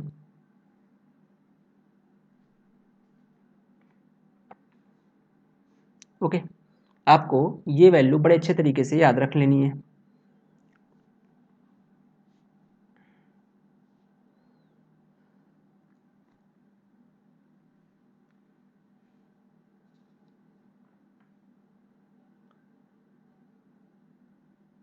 चलिए, ओके, आगे कंटिन्यू करते हैं। तो ये होता है, इसका आंसर हो गया, ठीक। अगला पॉइंट है अपना, ठीक है, अगला रिलेशन है अपना ये वाला, ठीक है, the relationship between Young modulus E, ठीक है। ये देखिए क्वेश्चन यहाँ पे घुमाया है यार, है ना, थोड़ा सा घुमाया है यहाँ पे क्वेश्चन, बहुत आसान है, लिखने में थोड़ा टफ लग रहा हो, बहुत आसान क्वेश्चन है। The relation between Young modulus E, ठीक है, E shear modulus G and Poisson ratio V is given by, सारे कॉन्सेप्ट बदल दिए बस। यंग मॉडुलस क्या है अपना, ई ही है, और शियर मॉडुलस कितना इस बार जी है। तो अपन ने क्या पढ़ा, shear modulus is equal to Young modulus out of 2 times of 1 plus Poisson ratio, Poisson ratio भी है तो भी लिख दीजिए, बस यही आंसर होगा। ये किसके अंदर मिल रहा है, पहले के अंदर मिल रहा है ना, ये देखिए। अब आप इसमें एम ढूंढिएगा या म्यू ढूंढिएगा तो गड़बड़ा जाइएगा ना, है कि नहीं, क्योंकि भैया इसमें तो पॉइजन रेशियो भी है, तो अपने को क्वेश्चन के अकॉर्डिंग चलना है, इसलिए ऑप्शन आपका ये हो गया, ठीक है। इस तरीके से लेकर के चलना है अपने को, है कितना आसान, लेकिन दिमाग चकरा जाएगा इतने में। Identify the erroneous statement mild steel, इसमें से कौन सा गलत है, मतलब जो माइल्ड स्टील के लिए गलत दिया हुआ है। तो हैज़ 2 यील्ड पॉइंट, तो बिल्कुल सही बात है, ये तो सही होता है, क्योंकि यार अपन ने माइल्ड स्टील का स्ट्रेस स्टेन कर पढ़ा है, तो इसके अंदर 2 यील्ड पॉइंट होते ही है। यहाँ पास एक अपर यील्ड पॉइंट होता है और यहाँ पास एक लोअर यील्ड पॉइंट होता है, इसमें तो कोई डाउट नहीं कि 2 यील्ड पॉइंट नहीं होते हैं, होते हैं ना 2 यील्ड पॉइंट, तो इसमें तो कोई डाउट नहीं, यहाँ पे अपर होता है, यहाँ पे लोअर होता है। इज अ डक्टाइल मटेरियल, बिल्कुल ये डक्टाइल मटेरियल है, क्योंकि डक्टाइल मटेरियल किसको बोलते हैं, 5% ज़्यादा स्ट्रेन, तो इसका तो डी से लेके ई तक बहुत ज़्यादा स्ट्रेन है, इसके बाद भी यहाँ तक जाता है एफ तक, फिर जाके जी में जाके टूटता है तो काफ़ी ज़्यादा फैल जाता है टूटने से पहले। तो ऑफकोर्स एक प्रकार का डक्टाइल मटेरियल, वो भी अच्छा डक्टाइल है। Has a small percentage of elongation at failure, ये गड़बड़ है। सो स्ट्रेन हार्डनिंग, बिल्कुल ये स्ट्रेन हार्डनिंग शो कर रहा है ई से एफ तक। क्या गड़बड़ है इसके अंदर? Has small elongation at failure, नहीं बाबू, ये बहुत लार्ज टूटता है। 20-22%, 30% तक, 20 से 30% स्ट्रेन आ जाता है इसके अंदर। ठीक है, कितना स्ट्रेन? 20 से 30%, मैंने टोटल लेंथ का 20 से 30% जब फैल जाता है ना फिर टूटता है। मैंने बहुत अच्छी डक्टिलिटी इसकी। ठीक है, तो ये स्मॉल इलोंगेशन नहीं, लार्ज इलोंगेशन होता है। तो ये ऑप्शन बिल्कुल गलत है। ठीक है, as according to mild steel. But पूछा क्या है कि इरोनियस पूछा, मैंने जो इसमें से गलत हो तो गलत तो यही है, फिर आंसर आपका ये हो गया। ठीक है, आपको गलत ही चुनना था एक्चुअली में। अगला देखिएगा। हाँ, the modulus of elasticity of steel is more than of concrete. ठीक है, the modulus of elasticity of steel is more than of concrete. Just wait.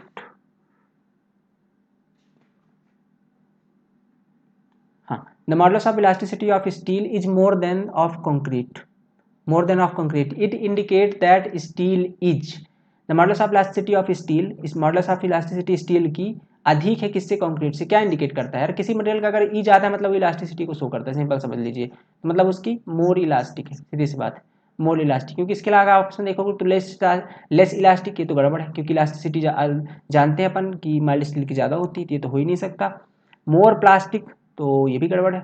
Less plastic, ये भी गड़बड़ है। तो आंसर क्या है आपका? मोर इलास्टिक, ये ऑप्शन सही है।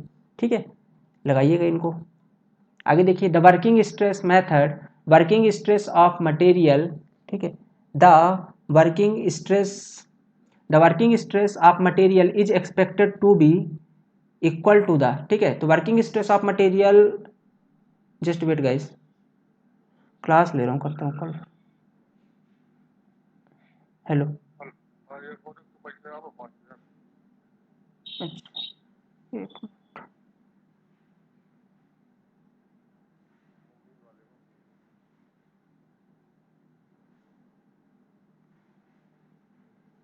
1 मिनट वेट करिए गाइस थोड़ा सा।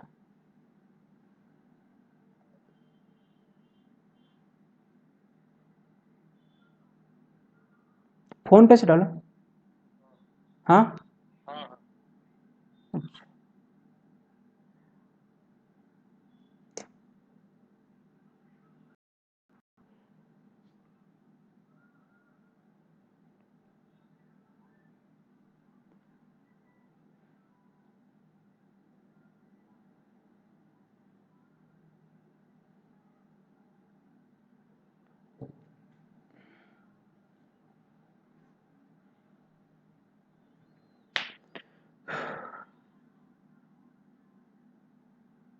वहाँ सक्सेसफुल हो गया है। हाँ, अब यहाँ अभी शो नहीं हो रहा है, चल रहा है अभी रिफ्रेश। हाँ, आ गया होगा, अभी शो नहीं हो रहा है। हाँ, अब नहीं आ रहा है, नहीं हो रहा शो। 1 मिनट चेक कर।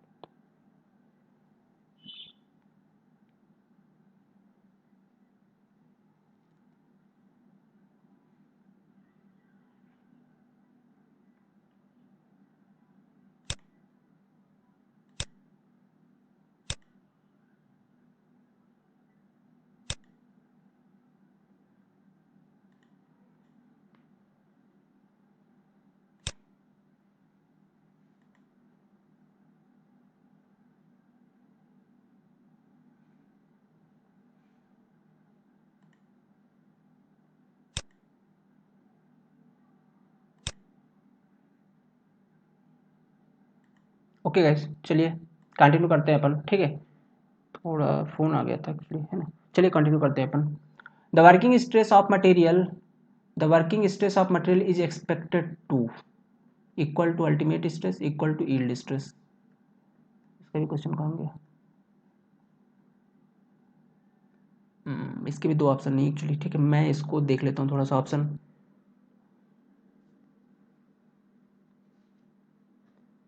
हाँ,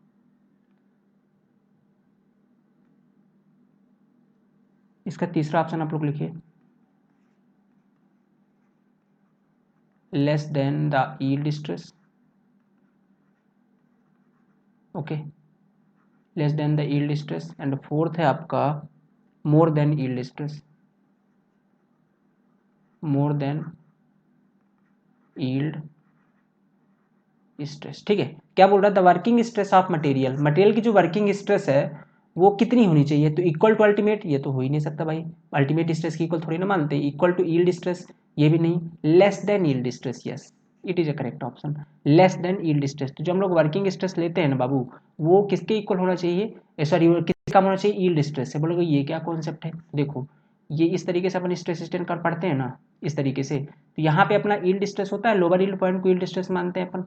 क्यों मानते हैं लोअर को, अपर को क्यों नहीं मानते, it's because of lower yield point स्थायी है, अपर यील्ड पॉइंट टॉप पे कोई चीज़ स्थायी नहीं होती ना, सिर्फ यहाँ लुढ़क सकती है, इधर उधर कम होती रहती है, यहाँ पे एकदम स्थायी है, इसलिए अपन इसको मानते हैं, इसकी स्थायी वैल्यू पता होती है, तो एफ बाई इसको मानते हैं। तो जो अपना वर्किंग स्ट्रेस होता है हमेशा जो है इससे लेस देन ही होता है, इसके इक्वल नहीं रहता। बोले कैसे लेस देन, अपन तो इसी को भाई, अपन ने तो माइल्ड स्टील का 250 ही मान रखा है, पर मेरे बाबू इस 250 को भी फैक्टर ऑफ सेफ्टी से डिवाइड किया है ना, मान लीजिए किससे किया, फैक्टर ऑफ सेफ्टी से, माने कितना, अगर स्टील के लिए लिया अगर वर्किंग किस कोई मेथड यूज किया तो 1.15 से तो डिवाइड किया होगा ना, 1.15 से, 1.15 फैक्टर ऑफ सेफ्टी है, तो कम हो गई ना इसकी वैल्यू, मतलब 1.15 से डिवाइड किया तो कुल मिलाकर के आपने क्या किया, आपने इस एफ वाई की वैल्यू को कम कर दिया, माने यील्ड स्ट्रेस से कम लिया है वर्किंग स्ट्रेस। ठीक है, तो कितना लिया है, less than the yield stress, ये ऑप्शन इसका करेक्ट। ठीक है, अगला चलते हैं, अगला क्वेश्चन है हमारा, हाँ, अ material is called ductile if it, क्या हो भाई उसके अंदर, अगर किसी मटेरियल डक्टाइल कहलाएगा उसके अंदर क्या होना चाहिए, has a little plastic elongation range, has a long plastic, yes that is correct option, has a long plastic elongation range, उसके अंदर लंबी इलास्टिक प्लास्टिक इलोंगेशन होना चाहिए। ठीक है, लॉन्ग प्लास्टिक इलोंगेशन होना चाहिए, जैसे कि अगर बात करें अपन इस तरीके से, ये और ये ऐसे, ठीक है ऐसे, तो ये जो लॉन्ग प्लास्टिक इलांगेशन है ना, मतलब लॉन्ग लंबा डिफॉर्मेशन हो, ऐसे मटेरियल को ही डक्टाइल बोलते हैं। प्लास्टिक रिजन तो ज़्यादा होना चाहिए, तभी तो मटेरियल आपको तुरंत टूटेगा नहीं ना, क्योंकि जो ये इलास्टिक स्ट्रेन जो होता है ना आपका, इलास्टिक बहुत कम रीजन के लिए होता है, केवल कहाँ ई तक होता है, ए बी पॉइंट तक, अभी कितना ए और बी के बीच कितनी दूरी, थोड़ी सी, मैंने प्रोपोर्शनल लिमिट तक, इतने दूरी तक के लिए तो होते हैं, फिर इसके बाद तो ये जो इतने भी स्ट्रेन आते हैं ये सारे आपके क्या है, इन इलास्टिक स्ट्रेन ही है ना, मैंने प्लास्टिक स्ट्रेन है, तो ये होना चाहिए लंबा, तभी मटेरियल आपका डक्टाइल कहलाएगा। ओके, तो ये ऑप्शन करेक्ट हो गया। ठीक, अगला चलते हैं अपन नेक्स्ट क्वेश्चन। ओके, और इसमें कुछ और ऑप्शन देख लेते हैं इनके, ठीक है, और क्या दिया, could be hammered into a very thin sheet, तो ये जो could be hammered into very thin sheet, ये आपकी डक्टिलिटी नहीं कहलाती, आपकी मेलियाबिलिटी कहलाएगी। क्या कहलाएगी, मेलियाबिलिटी, ये प्रॉपर्टी है एक प्रकार की मेलियाबिलिटी। सो लार्ज इलास्टिक स्ट्रेन, तो ये तो नहीं है। ठीक है, चलिए आगे आ जाइए। हाँ, Poisson ratio is define as, Poisson ratio किससे डिनोट करते हैं, ये म्यू से डिनोट करते हैं, बहुत आसान सा क्वेश्चन है। क्या होता है, लेटरल आउट ऑफ लॉन्गिट्यूडनल, तो ये लेटरल आउट ऑफ लॉन्गिट्यूडनल, ठीक है, आउट ऑफ है ना, आउट ऑफ ये, तो ये आंसर आपका बी।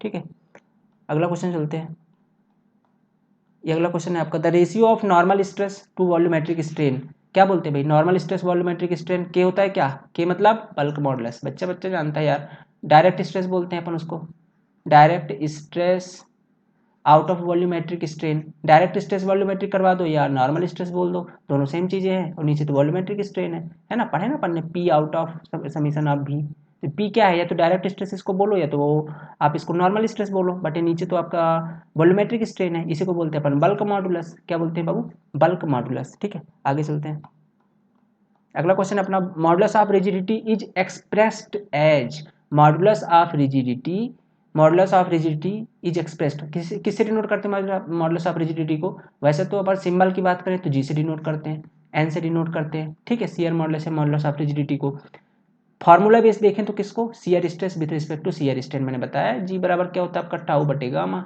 यही होता है ना, इसी को बोलते हैं अपन क्या, सीयर स्ट्रेस बटे सीयर स्ट्रेन, इसको बोलते हैं अपन क्या, मॉडुलस ऑफ रिजिडिटी, एन से डिनोट करते हैं और जी से करते हैं, बराबर क्या होता है, सीयर स्ट्रेस बटे सीयर स्ट्रेन। ठीक, याद रहेगा। अब अगला क्वेश्चन, ऑप्शन कौन सा अपना, ऑप्शन ये वाला, ठीक है ये वाला, अगला है, हाँ, the ability of material to absorb strain energy till the elastic limit is also known as, the ability of material, material की ability absorb strain energy, strain energy absorb कर सकती है टिल द इलास्टिक, हाँ elastic limit तक कौन से material की ऐसा कौन सा गुण है जो एनर्जी को एब्जॉर्ब कर सकती है, तो कौन सा ये स्ट्रेन एनर्जी को क्या strain energy stored at the limit of elasticity called resilience. Resilience चिल्ला चिल्ला के 25 बार मैंने बताया है।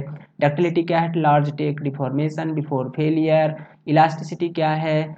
मटेरियल की ऐसी प्रॉपर्टी कि if we remove the load with the elastic point then the no permanent deformation take place। no permanent deformation take place कई बार बताया मैंने। मेलिएबिलिटी क्या है? मेलिएबिलिटी आप इसको पीट पीट के चादरों के रूप में कन्वर्ट कर सकते हो, ठीक है। तो चारों इसके गुण होते हैं। पर यहाँ पास क्या होगा? Resilience is a option. Okay, अगले चलते हैं। हाँ, out of the following which is least elastic. इनमें से सबसे कम इलास्टिक कौन है? Which is least elastic. अब देखो ये क्वेश्चन है मजेदार, दिमाग की बत्ती जलाएगा ये, ठीक है।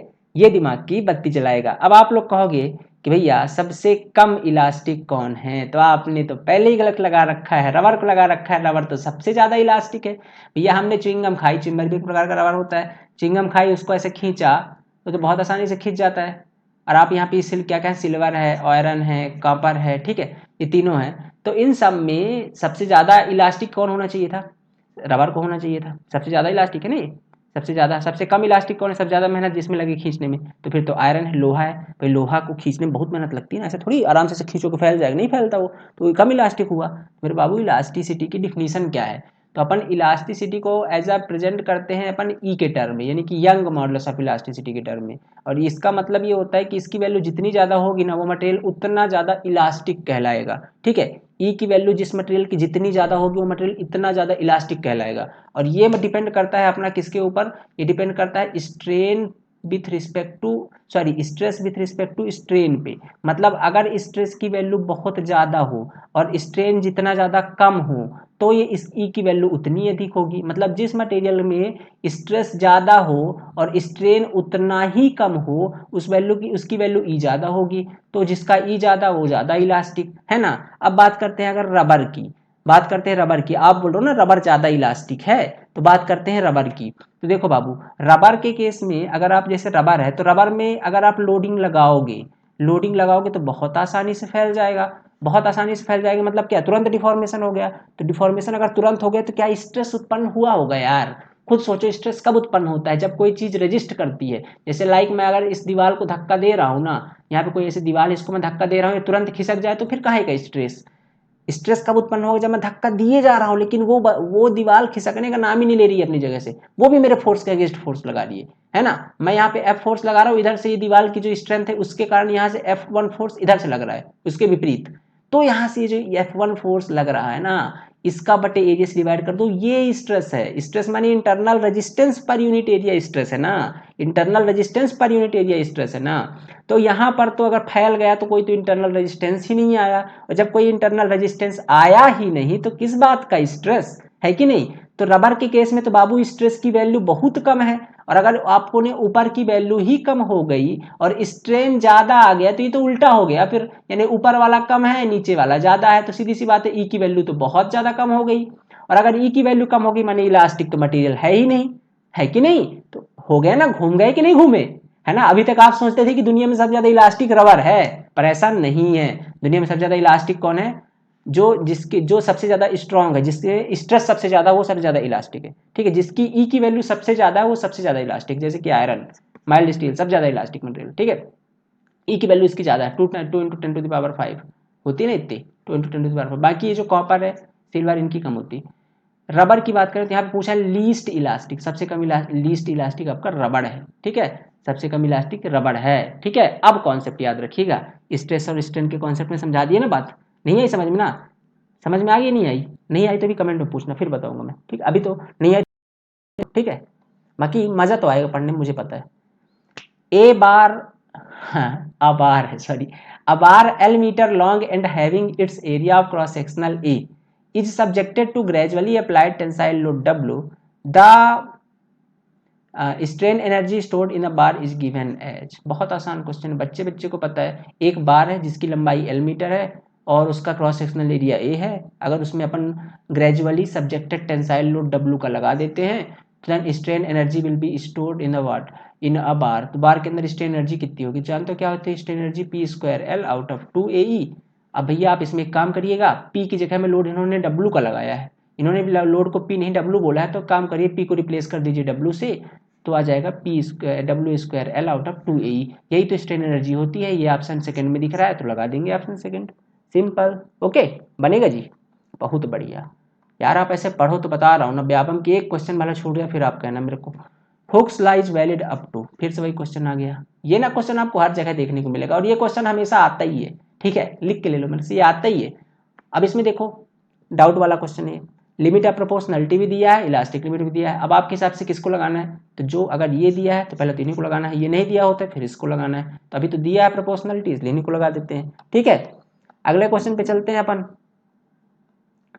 The ability of material to absorb energy till the breaking और rupture take place is known as, rupture point तक, ठीक है। मतलब ये है कि जैसे मटेरियल की वो एबिलिटी जो टेकिंग और रप्चर पॉइंट तक, ठीक है, material absorb energy, energy absorb कर ले, मतलब इस पॉइंट तक, ठीक है। ये टेकिंग रप्चर पॉइंट ये है ना अपना, कौन सा पॉइंट होता है ये, A B C D E F G point, ठीक है, G पॉइंट तक। तो G पॉइंट तक जो, ठीक है, G पॉइंट तक, इस D पॉइंट तक जो एनर्जी एब्जॉर्ब करे इसको क्या बोलते हैं, उसको अपन बोलते हैं मॉडुलस ऑफ टफनेस, ठीक है। क्या बोलते हैं, मॉडुलस ऑफ टफनेस। तो एरिया अंडर किसके कारण होता है, मॉडुलस ऑफ टफनेस होता है, लेकिन एनर्जी यहाँ तक एब्जॉर्ब करे क्या होता है अपना, टफनेस होता है, ठीक है।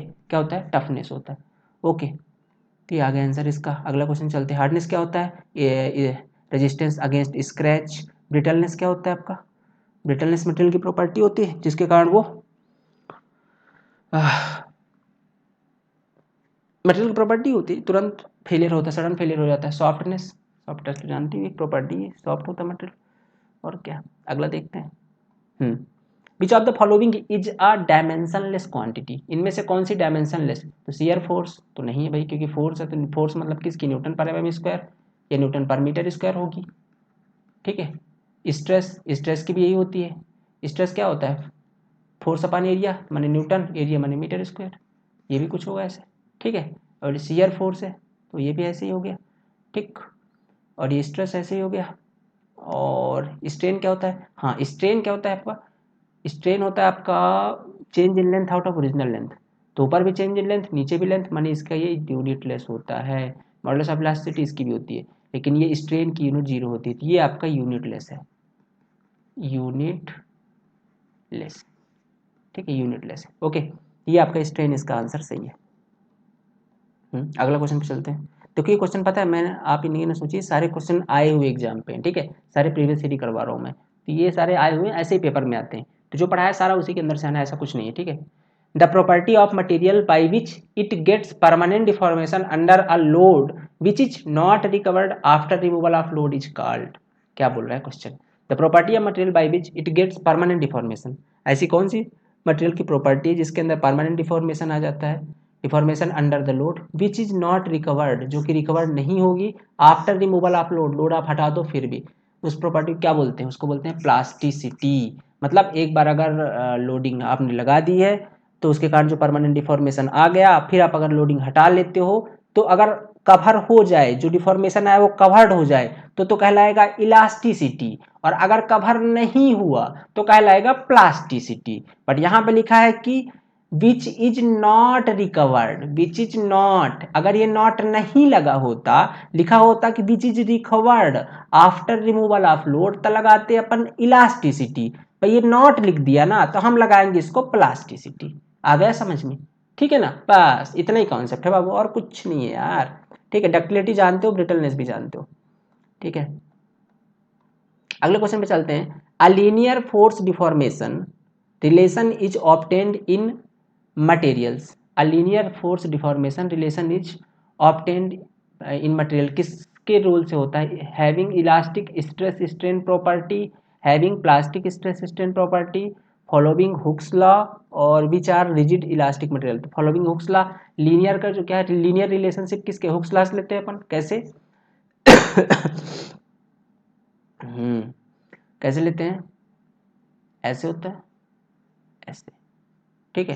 तो यहाँ पे ए पॉइंट तक लीनियर होता है दोनों का, माने सिग्मा और epsilon, sigma is directly proportional to epsilon, क्यों बोलते हैं ना लीनियराइजेशन, ठीक है, हुक्स लॉ इज वैलिड कब तक का, ए पॉइंट तक। क्यों? क्योंकि यहाँ तक की जो लाइन एकदम लीनियर होती है, एकदम सीधी होती है, ठीक है, प्रोपोर्शनलिटी लिमिट बोलते हैं इसको। तो ए पॉइंट तक, तो किसके लिए लिमिट से होता है? एक किसके रूल से? हुक्स लॉ से, ठीक है, फॉलोइंग हुक्स लॉ। अगला क्वेश्चन चलते हैं अपन। Strain energy due to sudden axial load is given as deformation E. Loading आपको पी दिया है। हाँ, strain energy due to sudden loading, अभी देखिएगा यहाँ पे ये बात याद रखिएगा, ड्यू टू सडन लोडिंग। अब आप लोग जानते हो स्ट्रेन एनर्जी क्या होती है? 1/2 पी इंटू का डेल्टा, या कि 1/2 पी इंटू का डेल्टा, कोई भी डेल्टा हो, डिफॉर्मेशन को शो कर रहा है, दैट्स इट। ये होते हैं, ठीक है, हमारे ये फार्मूले होते हैं ना। ये किसके लिए है? जब नॉर्मल अपन निकालें, पर अगर लोडिंग सडन लगा दे, तुरंत ऐसे ढक से लोडिंग लगा दे, ऐसे लोडिंग भक से पड़ जाए लोडिंग, ठीक है, जिसको बोलते हैं अपन सडन लोडिंग। क्या लोडिंग? Sudden loading. तो उस केस में भी क्या इतने ही स्ट्रेन एनर्जी? तो नहीं, स्ट्रेन एनर्जी क्या हो जाती है? Strain energy will be doubled. क्या हो जाती है? डबल्ड। मैंने लिखाया था ना ये बल, डबल्ड। क्या हो जाती है? डबल हो जाती है। तो क्या हो जाएगी? 2 टाइम्स हो जाएगी। तो 2 टाइम्स 1/π इंटू का डेल्टा। तो ये 2 से 2 खत्म, तो आंसर क्या आ गया? पी इंटू का डेल्टा। कौन से ऑप्शन में मैच कर रहा है? तो ये डी सी ऑप्शन मैच कर रहा है, तो आंसर सी हो जाएगा, ठीक है। ऐसे आपको कॉन्सेप्ट पकड़ के रखने हैं। Total number of elastic constant of an isotropic material are. Total number of elastic constants of an isotropic materials are. Isotropic के केस में जो total number of elastic constant होते हैं, कितने होते हैं? तो 2 होते हैं। जानते हो कौन कौन से? ई, म्यू, ठीक है, या कि एन, एनर्जी, ये होते हैं, पढ़ाया था इसको मैंने। इलास्टिक होमोजेनियस और आइसोट्रोपिक के लिए 2 होते हैं, एनिसोट्रोपिक के लिए 21 होते हैं, ऑर्थोट्रोपिक के लिए 11, ऑर्थोट्रोपिक के लिए 9 होते हैं, ठीक है, तो याद रखना है इनको आपको। अगला देखते हैं, creep of a material is. Creep of a material क्या होता है? क्रीप, मटेरियल का क्रीप क्या होता है? Not being ductile, not become disappearance of deformation on removal load, continue deformation with time under sustained loading. ये ऑप्शन बिल्कुल सही है। क्या होता है? कंटिन्यू डिफॉर्मेशन, मतलब लगातार डिफॉर्मेशन होता रहता है विथ टाइम, टाइम के साथ, अंडर सस्टेन्ड लोडिंग। सस्टेन मतलब अगर लोडिंग लगी रह गई कुछ टाइम तक, तो क्या होता है ना, अगर मान लेते हैं कोई आपकी मटेरियल है, उसके अंदर आपने लोडिंग लगाई, तो कुछ तुरंत डिफॉर्मेशन हो गया, कुछ आफ्टर टाइम के बाद होता है, कुछ समय के बाद कुछ डिफॉर्मेशन होता है, ठीक है, उस डिफॉर्मेशन को बोलते हैं अपन क्रीप, ठीक है। और लोडिंग आपने लगी रहने दी तो होता है डिफॉर्मेशन, माने सस्टेन्ड लोडिंग के कारण, इसको बोलते हैं अपन क्रीप, ठीक है। अगला क्या है? In Brinell hardness test the type of indicator is used, ठीक है। तो ब्रिनल हार्डनेस टेस्ट में, ठीक है, ब्रिनल हार्डनेस टेस्ट के अंदर कौन सा जो आपका इंडिकेटर है वो यूज करा जाता है, ये आपको बताना है इसको, इस क्वेश्चन पे, ठीक है। Just a second.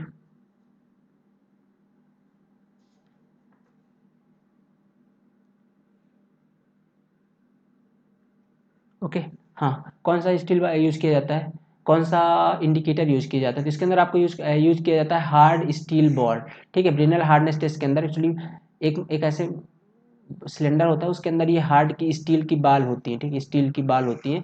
इनका जो डायामीटर होता है ना, ये जो बाल होती है इनका डायामीटर होता है 10 mm का। कितने का?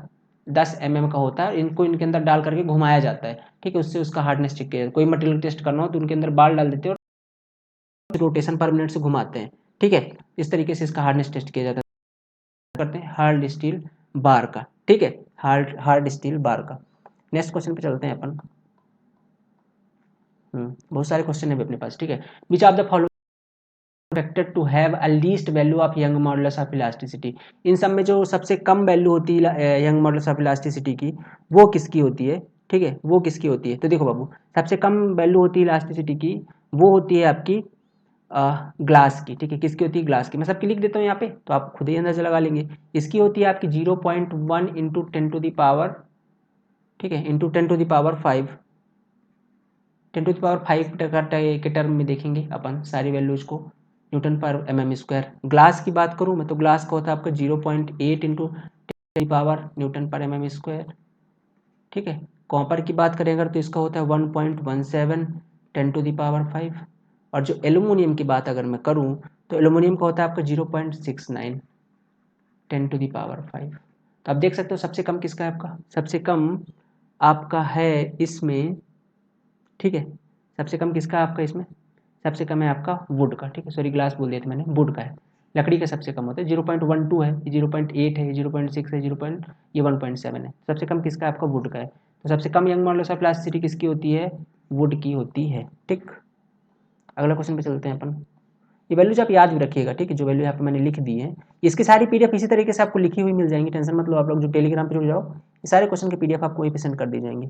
ठीक है, नीचे लिंक डिस्क्रिप्शन पर मिल जाएगा, वहाँ ज्वाइन हो जाइए, सारी पीडीएफ की लिंक वगैरह सारी मिल जाएंगी। ठीक, तो देखते हैं इस क्वेश्चन को, थोड़ा सा मैं इसको करूँगा माइनस पे जाके, ताकि चीज़ें आ जाएँ पूरी क्लियर। ओके, थोड़ा और बड़ा करेंगे, चलिए एक फ्रेम पे आनी चाहिए ना। Yes, consider the following, consider the following factor: large number of loading cycles, large variation in stresses, large stress in concentrations। ठीक है, क्या बोल रहा है यहाँ पे क्वेश्चन?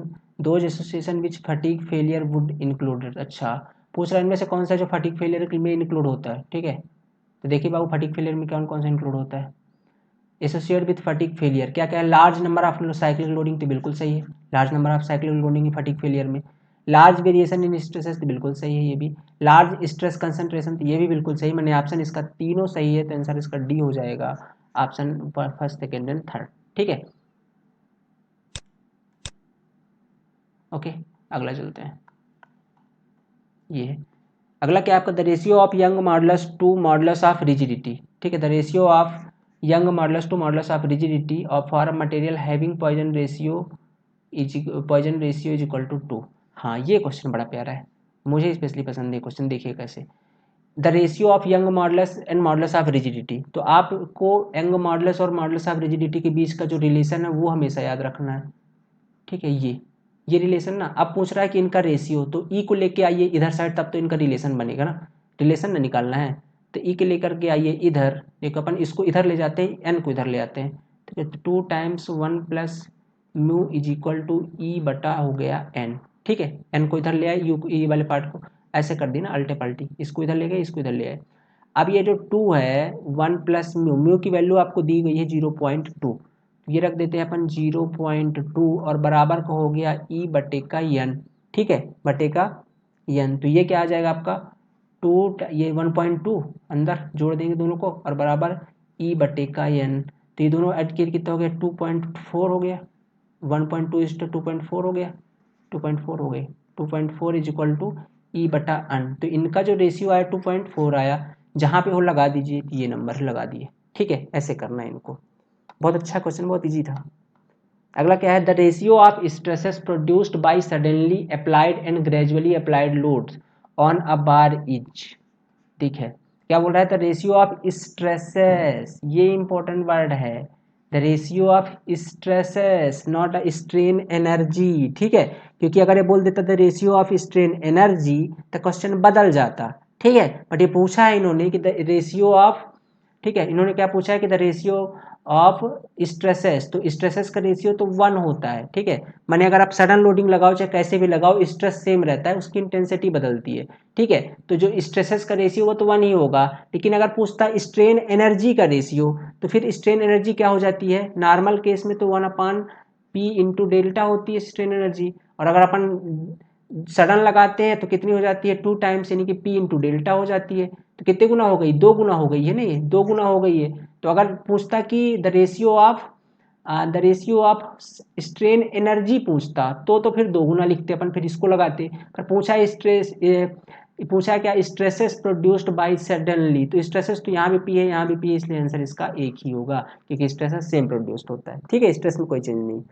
तो ध्यान दीजिएगा, क्वेश्चन की भाषा समझिएगा। ठीक है, तभी समझ पाएंगे बाबू आगे की बात। With a percentage increase of carbon in steel, with a percentage increase of carbon in steel decrease its, क्या डिक्रीज होगा? अगर परसेंटेज इंक्रीज करेंगे कार्बन का स्टील के अंदर, तो क्या डिक्रीज हो जाएगा? तो बाबू डक्टिलिटी डिक्रीज हो जाएगी। ठीक है, क्या डिक्रीज? जानते हैं डक्टिलिटी जो है, तो ये आपकी जो डक्टिलिटी है, इसका उल्टा संबंध है, उल्टा बोले तो इनवर्स रिलेशन है, किसके साथ? कार्बन के परसेंटेज के साथ, कार्बन के परसेंटेज के साथ। ठीक है, अगर ई ज्यादा होगा, तो ई कम होगा, डक्टिलिटी कम होगी। ओके, और अगर ई कार्बन का परसेंटेज कम होगा तो डक्टिलिटी अधिक होगी। तो इसका आपको ये संबंध जो है ना इनका, ये याद रखना है। ठीक है, ये जो संबंध है ये आपको याद रखना है, ये हमेशा काम देगा आपको। ठीक है, अपने संबंधों को भूल जाइए, इनके संबंधों में खो जाइए। ठीक है बाबू, हाँ, क्योंकि ये संबंध याद रहेंगे ना, तभी आपके अच्छे संबंध बन पाएंगे दूसरों से। अदरवाइज तो फिर समझ सकते हैं मेरी भावनाओं को, है ना। एक्चुअली मैं कहना क्या चाहता हूँ ये आप समझ गए होंगे, इसलिए जी जान लगा के फोकस करें पढ़ाई पे। The phenomenon of slow extension of material, ठीक है, the phenomenon of slow extension of material that is increasing with time having constant load is called, ठीक है, phenomenon of slow extension of material that is increasing with time having constant load, ठीक है, constant load के कारण time increasing with time, अच्छा time के साथ constant loading के कारण कौन सा फिनोमिना, क्रीप होता है। ठीक है, क्रीप होता है विथ टाइम या विथ पासेज ऑफ टाइम, कुछ टाइम के बाद डिफॉर्मेशन आए उसको बोलते हैं अपन क्रीमिंग। तो इंक्रीजिंग विथ टाइम, टाइम बढ़ने के साथ तो क्या होता है आपका क्रीप हो जाएगा। ठीक है, अगला question, factor of safety is defined as the ratio of, इसको कई बार बताया अपन ने। ठीक है, फैक्टर ऑफ सेफ्टी क्या होती है आपकी, वर्किंग स्ट्रेस आउट ऑफ, ठीक है, ये है आपको, ठीक है, working stress out of ultimate stress. ठीक है, ये है एक्चुअली में, बट ये अल्टीमेट नहीं होता, अपन working out of, just second, yield stress तो लेते थे, कभी कभी बुक में भी मिस प्रिंटिंग हो जाती है। ठीक है, बट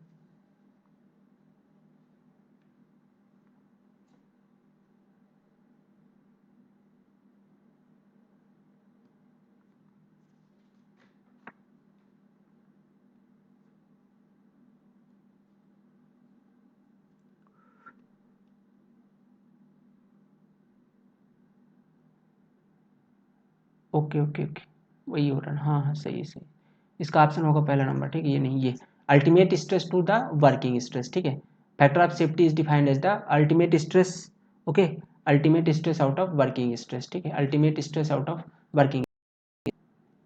दूसरा होता है आपका एक yield stress out of working stress. ठीक है, अगर ये नहीं दिया तो फिर yield stress out of working stress, yield stress out of working stress भी दिया रहता है। तो यहाँ पे अल्टीमेट दिया रहे या तो यील्ड दिया रहे, दोनों भी लेते हैं अपन। ठीक है, यील्ड आउट ऑफ वर्किंग या तो आपका अल्टीमेट आउट ऑफ वर्किंग, तो ये अभी ये दिया है तो ये वाला ऑप्शन सही है। ठीक, अगले चलते हैं, in a composite system subjected to a temperature rise, composite system के अंदर क्या का केस क्या है, टेम्परेचर राइज का, विथ इंड कंस्ट्रेंड, इंड क्या है, पूरी तरह से कंस्ट्रेंड मतलब रिजिड है, टू रिमेन्स टूगेदर, एक दूसरे के साथ। ठीक है, the component having value of coefficient of linear expansion will be experience, तो जो जिसका लोअर है, ठीक है, पढ़िए कितना अच्छा क्वेश्चन है, लोअर वैल्यू ऑफ कोफिशिएंट, जिसका थर्मल कोएफिशिएंट क्या है, लोअर है। देखिएगा ऐसी बात है दरअसल ये कि दो दो कंपोजिट बार्स हैं इस कदर, ठीक है, दो कंपोजिट बार्स हैं, ये मान लेता हूँ बार फर्स्ट है जिसका थर्मल एक्सपांसन अल्फा 1 है, अल्फा 2 है, अल्फा 1 का थर्मल एक्सपांसन वो क्या है, अधिक है, और इसका थोड़ा सा कम है। ठीक है, अब टेम्परेचर राइज का केस है तो ये ज़्यादा फैलेगा और ये थोड़ा सा कम फैलेगा, तो इसको क्या करना पड़ेगा, कंप्रेस करना पड़ेगा एक लेवल में लाने के लिए, और इसको थोड़ा खींचना पड़ेगा, तब जाके इनकी एक ऐसी लिमिट बनेगी। तो जो ये अल्फा 2 है इसने क्या एक्सपीरियंस किया, इसको खींचा गया ना, तो इसने टेंशन एक्सपीरियंस किया। क्या किया इसने, इसने टेंशन एक्सपीरियंस किया ना। ठीक है, इसने टेंशन एक्सपीरियंस किया है, तो इसके अंदर आंसर क्या हो जाएगा, पूछा क्या क्या है, व्हाट विल बी एक्सपीरियंस, तो क्या होगा, टेंसाइल एक्सपीरियंस है इसका, तो आंसर सी। और अगर मान लीजिए फर्स्ट के लिए पूछता तो फर्स्ट के लिए क्या, इसको दबाया गया है ना, कंप्रेस किया, क्योंकि ज़्यादा फैल गया था, इसका अल्फा ज़्यादा था, तो क्या हो जाएगा, इसके अंदर कंप्रेशन हो जाता। लेकिन पहले दूसरी बार के लिए पूछा जिसका कम है, पूछा ना component having lower value of coefficient, तो अल्फा 2 की बात कर रहा था तो उसके अंदर टेंसाइल आ जाएगा। ये मैंने पढ़ाया है एक्चुअली, कॉन्सेप्ट में अपन सारी चीज़ डिटेल में डिस्कस कर चुके हैं। ठीक है, तो आप अगर उनको नहीं देखें तो उनको भी देखिए। ये क्वेश्चन क्या है, A B and A C are the cross sectional area of bronze and copper, bronze and copper brass of equal length. ठीक है, दो बार एक्चुअली में ब्रॉन्ज की और कॉपर बार्स की इक्वल लेंथ की, सिग्मा बी और sigma C are their respective stresses due to load P. If PB and PC are the load shared by them, ठीक है, if PB and PC are the load shared by them, then क्या बोल रहा है आपसे कि actually में क्या दिया हुआ है कि AB और AC जो है तो दो क्रॉस सेक्शनल एरिया हैं ब्रॉन्ज के और कॉपर के, ठीक है। Sigma B C sigma B और सिग्मा सी इनके स्ट्रेसेस हैं। And due to P and P B and P C जो हैं तो आपके लोडेड हैं, जो कि अलग अलग मटेरियल में लग रहे हैं, शेयर कर रहे हैं, ठीक है। तो आपसे पूछा गया कि इनमें से कौन सा रिलेशन सही है आपका। तो अपन देखते ही, देखो क्या होता है एक्चुअली में। जैसे बोल देता हूँ कि ये आपका मान लेता हूँ कोई मटेरियल है, ठीक है, इस कदर ये बीच वाला मटेरियल है, ठीक है, और ये साइड वाला। इनका क्रॉस सेक्शन दिखाऊँ तो ऐसा होगा, मान लेता हूँ कुछ ऐसा कुछ क्रॉस सेक्शन इनका, ठीक है। ये बीच वाला मटेरियल है और ये बाहर वाला मटेरियल है, ठीक है। अब क्या बोल रहा है, चलो अंदर वाला मान लेता हूँ ब्रास है, ठीक है। अंदर वाला आपका क्या है, कॉपर ब्रास, ठीक है। तो ये वाला जो अंदर वाला पार्ट है इसको मान लेते हैं अपन, ये ए बी है और बाहर वाला आपका ए सी है, ठीक है। तो अब देखिएगा इस तरीके से लगा हुआ है। अब इसमें जो लोडिंग लग रही होगी, मैंने बाहर वाले पे जो लोडिंग लग रही है वो पी बी होगी, सॉरी पी सी होगी। यहाँ पे जो लोडिंग लग रही है ऐसे वो पी सी है, जो बीच में लग रही है वो आपकी पी बी है, ठीक है। तो इनके बीच relation P is equal to P B plus P C थी, बिल्कुल सही बात है, क्योंकि टोटल तो पी ही है, उन्हीं से पी सी पी टी पर बटेगा, थी तो बिल्कुल सही है। पी बराबर P A into sigma B, और ये आपका क्या, ये किसके इक्वल होगा, ये तो पी ए के इक्वल होगा, ए पी बी के इक्वल होगा, और ये आपका पी सी के इक्वल होगा, है ना। सही है ना, है कि नहीं। तो ये तो सही है। और ये sigma B C out of E B, ये क्रॉस मल्टीप्लीकेशन हो जाएगा, तो ये भी सही है। तो मैंने इसका all option is the correct, ठीक है। तो इसका क्या ऑप्शन करेक्ट हो गया, ठीक है। अगला क्वेश्चन पे चलते हैं। ये सब कराया हुआ है, एक बार देखिए वीडियो जाके आप लोग, है ना, कॉन्सेप्ट वाले। अगर देखे तो फिर तो बहुत अच्छी बात है। A load of 160 Newton is raised at the end of steel wire. The minimum diameter of the wire is so that the stress is wire does not exceed 100 Newton पर mm स्क्वायर। ये बहुत अच्छा question है। क्या बोल रहा है, a load कितना लग रहा है, 160 न्यूटन का, और न्यूटन का rise in the steel wire, ठीक है। द मिनिमम डायमीटर कितना होगा वायर का, so that the stress wire does not exceed 100 Newton पर mm स्क्वायर। तो कितना मिनिमम डायमीटर होना चाहिए कि एरिया जो है उसका 100 न्यूटन पर एम स्क्वायर को इंक्रीज ना करे, ठीक है। तो निकाल सकते हैं डायमीटर अपन, कोई इशू नहीं है। क्या होता है एरिया, स्ट्रेस क्या होता है, लोड बराबर क्या होता है आपका,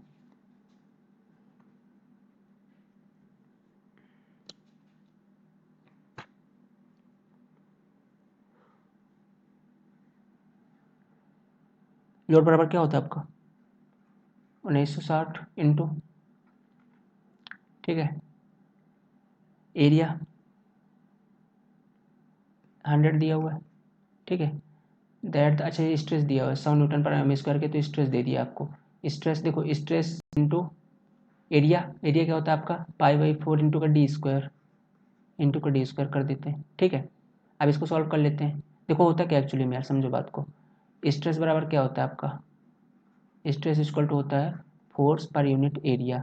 अब हमको निकालना, फोर्स दिया हुआ ना, क्रॉस मल्टीप्लिकेशन कर देते हैं इस कदर, तो एरिया गुणा स्ट्रेस के साथ, तो ये स्ट्रेस है, ये एरिया है, और ये बराबर फोर्स है आपका। तो फोर्स इज इक्वल टू, वही मैंने स्ट्रेस इंटू एरिया कर दिया। अब यहाँ से पाई/4 की वैल्यू पता होती ना, 1960 इंटू 100 इंटू पाई/4 की वैल्यू 0.785 होती है, इंटू डी स्क्वायर। अब इनका आपस में गुणा करके इससे भाग दे देंगे तो डी की वैल्यू मिल जाएगी। तो जो आपको यहाँ से डी की वैल्यू मिलेगी, ठीक है, ये डी की वैल्यू आएगी आपकी निकल करके 5 mm, ठीक है। इसको करते हैं, ये 78.5 मैं करके दिखाते हैं एक्चुअली, 78.5 आ गया, इंटू का ये डी स्क्वायर, ठीक है, इंटू का डी स्क्वायर बराबर का 1960। इसको सॉल्व करेंगे तो आएगा आपका 5 mm, 5 mm। तो इसका आंसर हो गया आपका 5 mm, ठीक। ओके, अगला चलते हैं। ये अगला क्वेश्चन बढ़िया क्वेश्चन है।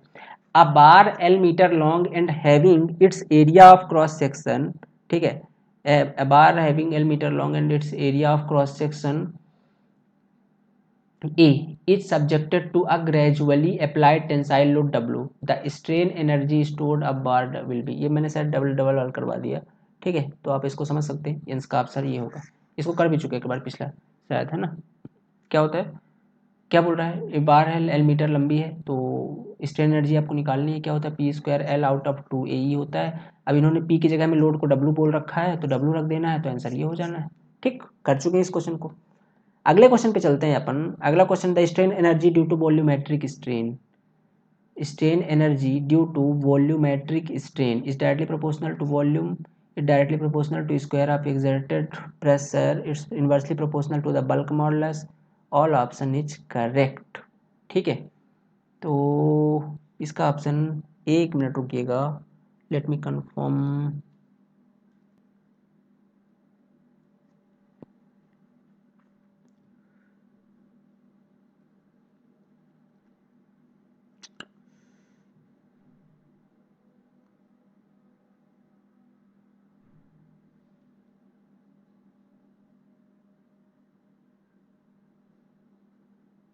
या ओके, ठीक है, देखिए इसके रिगार्डिंग आपको एक फार्मूला याद रखना है। ठीक है, जो स्ट्रेन एनर्जी है वो किस प्रकार वॉल्यूम के, तो देखो स्ट्रेन एनर्जी जो है तो इसको आपको एक फार्मूला याद रखना है। क्या फार्मूला होता है?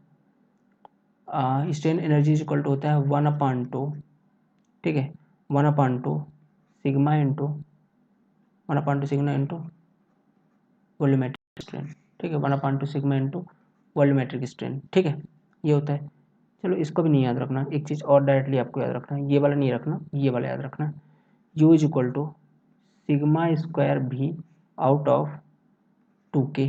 ठीक है, ये याद रखना है आपको हमेशा। यहाँ से आप देख सकते हो, तो जो आपका स्ट्रेन एनर्जी डायरेक्टली प्रोपोर्शनल है वॉल्यूम के, पहली चीज़, जैसे पहली चीज़ बोलोगे इतना डायरेक्टली प्रोपोर्शनल वॉल्यूम के, yes it is correct option. Second देखें तो ये जो आपका स्ट्रेन की इन्वर्सली बल्क मॉडुलस नीचे है, देख रहे रिलेशन कैसा है, इन्वर्सली का रिलेशन है। तो देखिएगा इसमें कहाँ पे है, is directly proportional to the square of exerted pressure, तो प्रेशर मतलब वही स्ट्रेस के स्क्वायर के डायरेक्टली प्रोपोर्शनल है, तो ये वाला भी ऑप्शन सही है। देखो तो जो दूसरा ऑप्शन ये भी करेक्ट है। It is inversely proportional to bulk modulus, तो ये भी सही है, मैंने ऑल ऑप्शन इज करेक्ट। ठीक है, यहाँ पे देख रहे हो बल्क मॉडुलस की इन्वर्सली है, इसके स्क्वायर के है और इसके डायरेक्टली, ये फार्मूला आप याद रख लोगे, सारा काम हो गया। ठीक है, अगले क्वेश्चन पे चलते हैं। If the a composite bar of steel and copper is heated, ठीक है, कंपोजिट बार है स्टील की एंड कॉपर की, दोनों को हीट कर रहे हैं, then the copper bar will be under, तो कॉपर बार किसके अंडर में होगी, कॉपर बार के अंदर टेंशन आएगा या कि कॉपर बार के अंदर, ठीक है, यदि या कि कॉपर बार के अंदर आपका कंप्रेशन आने वाला है। ठीक है, तो देखिए समझते हैं इस बार को, सॉरी इस क्वेश्चन को। ठीक है, not a bar, this is a question. ठीक है, तो बताना है आपको, देखिए आंसर क्या होगा इसका, समझ लेते हैं, इसके कॉन्सेप्ट को समझ लेते हैं। पहले क्या होता है, देखिए आपको ये समझने के लिए ये समझना पड़ेगा कि कॉपर का तो थर्मल एक्सपांसन होता है वो स्टील से अधिक होता है। ठीक है, जो कॉपर का थर्मल एक्सपांसन होता है, अब कितना होता है कॉपर का थर्मल एक्सपांसन, तो अल्फा अगर मैं सी लिखूँ, सी माने कॉपर है, ठीक है, सी यू लिख देता हूँ, चलो तब समझ में आएगा सी यू, तो अल्फा सी यू का कितना होता है पता है, 16 इंटू 10⁻⁻6 पर डिग्री सेंटीग्रेड, ये होता है। और अगर मैं बात करूँ अल्फ़ा एम एस लिख देता हूँ इसको, mild steel, alpha mild steel की, ठीक है, तो ये होता है आपका 12 × 10⁻⁻6 पर डिग्री सेंटीग्रेड। ठीक है, ये दो चीज़ें आपको याद रखनी है। अब जिसका अल्फ़ा ज़्यादा होता है ना वो ज़्यादा डिफॉर्मेशन होता है, तो बोल देता हूँ ये कॉपर वायर है, जैसे क्या है जुड़े हुए हैं, तो ऊपर वाला आपका कॉपर वायर है, नीचे वाला आपका किसका है, माइल्ड स्टील का वायर है। अब दोनों में अपन ने क्या किया, टेम्परेचर को बढ़ा दिया, टेम्परेचर राइज का केस है ना, देख लेते हैं, composite bar of steel bar heated, heated माने राइज का केस है। ठीक है, तो क्या होगा, ये वाला ज़्यादा फैल जाएगा, माने ऐसे ऐसे करके ये यहाँ चला गया और ये वाला थोड़ा कम फैला, तो अब क्या करना पड़ेगा, इनकी एक प्रॉपर स्थिति बनानी पड़ेगी ना, जहाँ पर ये दोनों एक दूसरे को कोइंसाइड करें। तो क्या करनी, इसको थोड़ा सा बाहर की ओर खींचेंगे, इसको थोड़ा सा अंदर की ओर लाएंगे, तब जाके यहाँ पास एक लाइन बनेगी। तो मैंने माइल्ड स्टील पे प्रॉपरली टेंशन आया और कॉपर पे प्रॉपरली कंप्रेशन आया, तो कॉपर पे कंप्रेशन, तो कंप्रेशन ऑप्शन में नहीं, माने नॉन ऑफ द ऑप्शन। ठीक है, नॉन ऑफ द एबव, यहाँ पे कंप्रेशन होना था तो रहता है, कंप्रेशन करना पड़ा ना अपने को, तो आंसर क्या हो जाएगा आपका, नॉन ऑफ द एबव। ठीक है, इस तरीके से देखते हैं। तो ये कुछ वैल्यू जो आपको याद रखनी पड़ेंगी, तभी आपके कॉन्सेप्ट क्लियर रहेंगे। The strain energy stored in a spring, किसी स्प्रिंग के अंदर जो स्ट्रेन एनर्जी स्टोर्ड है, when subjected to greatest load without being permanently distorted is called, the strain energy stored in spring subjected to greatest load without being permanently distort is called, इसको क्या बोलते हैं, तो इसको बोलते हैं प्रूफ रेजिलियंस। क्या बोलते हैं, प्रूफ रेजिलियंस। ठीक है, अब बोले बाबू ये प्रूफ रेजिलियंस, देखो रेजिलियंस और प्रूफ रेजिलियंस में थोड़ा सा अंतर होता है, बता देंगे। फिर ये समझ लीजिए कि स्प्रिंग के अंदर, ठीक है, स्प्रिंग के अंदर स्प्रिंग के अंदर जो स्ट्रेन एनर्जी स्टोर है, ठीक है, स्टोर एनर्जी स्टोर होती है उसको बोलते हैं प्रूफ रेजिलियंस। क्या बोलते हैं? Proof resilience. ओके। और जो ये क्या बोलते हैं, ये आपका स्प्रिंग बनाया जाता है ना, वो हाई रेजिलियंस मटेरियल का बनाया जाता है। ओके। स्प्रिंग उस मटेरियल का बनाया जाता है जिसकी जो रेजिलियंस वैल्यू होती है सबसे अधिक हाई होती है। ओके। नेक्स्ट क्वेश्चन पे चलते हैं। अ material which obey the Hooke's law is subjected to direct stress sigma zero at its elastic limit, which of the following statement is true. ठीक है, which of the following statement is true. क्या बोल रहा है question में कि material obey Hooke's law, अगर कोई मटेरियल हुक्स लॉ को फॉलो करता है और डायरेक्ट स्ट्रेस उसका सिग्मा जीरो है at its elastic limit with the following statement is true, तो stress is equal to zero out of E. ठीक है, ये तो ये बिल्कुल सही ऑप्शन है। क्यों? क्योंकि आप जानते हो यार ई इज इक्वल टू क्या होता है, ई इज इक्वल टू होता है सिग्मा नॉट आउट ऑफ ई, ये होता है एप्सिलॉन। ठीक है, एप्सिलॉन ये होता है ये। ओके, फिर से लिख देता हूँ मैं, ई इज इक्वल टू क्या होगा, sigma not out of epsilon, ये होगा ना। अगर अपन इसको यहाँ ले जाएं, इसको यहाँ पे ले आए, तो epsilon is equal to sigma out of E, माने ये तो बिल्कुल सही है हुक्स लॉ से। Maximum shear stress is equal to, तो maximum shear stress is equal to sigma by two. Yes, ये भी सही होता है। ठीक है, strain energy sigma square E out of two E into volume, ये भी बिल्कुल इसी को मॉडलेस, इसका ऑप्शन हो जाएगा ऑल ऑप्शन इज करेक्ट। ठीक है, all option is correct. Okay, अब चलते हैं अपन अगले क्वेश्चन पे।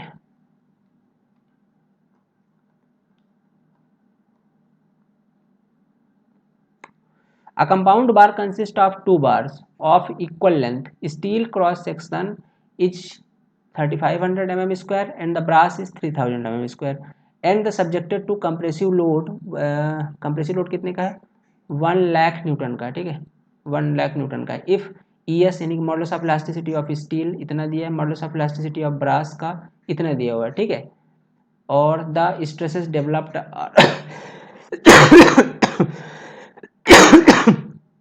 सॉरी गाइस,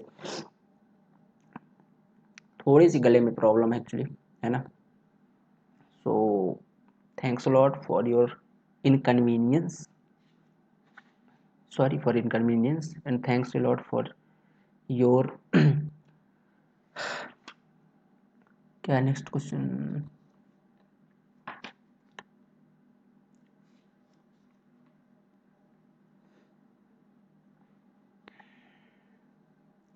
ठीक है, बस 10-20 क्वेश्चन और बचे हुए हैं। ठीक है, ज़्यादा नहीं है, कर लेते हैं इनको फटाफट, क्वेश्चन खत्म हो जाए। ठीक है, हाँ देख लेते हैं इनको।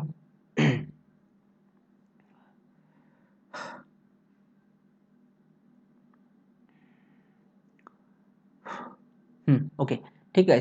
चलिए, तो मैंने आपको बताया था यार कि दो जब भी कंपोजिट बार लगे हों, ठीक है, दो कंपोजिट बार लगे होते हैं ऐसे। ठीक है, दो कंपोजिट बार जब ऐसे लगे हों इस कदर, ऐसे, ठीक है, जब भी दो कंपोजिट बार आपके इस कदर लगे हों, बात मान लेते हैं बीच वाला कोई अदर मटेरियल है, वो बाहर वाला कोई अदर मटेरियल है, तो यहाँ पे एक प्रकार की ऐसे लोडिंग लगती है और एक यहाँ पे लग रही है। ठीक है, अगर टोटल लोडिंग मान लेता हूँ यहाँ पे पी की लग रही है, तो ये डिवाइड होकर के अंदर इस प्रकार जाएगी। तो मान लेते हैं अपन कि ये जो आपका बाहर वाली लोडिंग है, ठीक है,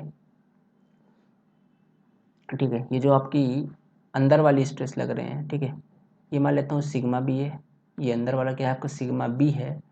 ठीक है, इसको कलर अंदर वाला क्या है आपका, ये मान लेता हूँ सिग्मा बी है, बाहर अंदर वाला ये बाहर वाले, और अंदर वाला मान लेता हूँ सिग्मा एस है। ठीक है, सिग्मा एस है स्ट्रेस एक्चुअली ये।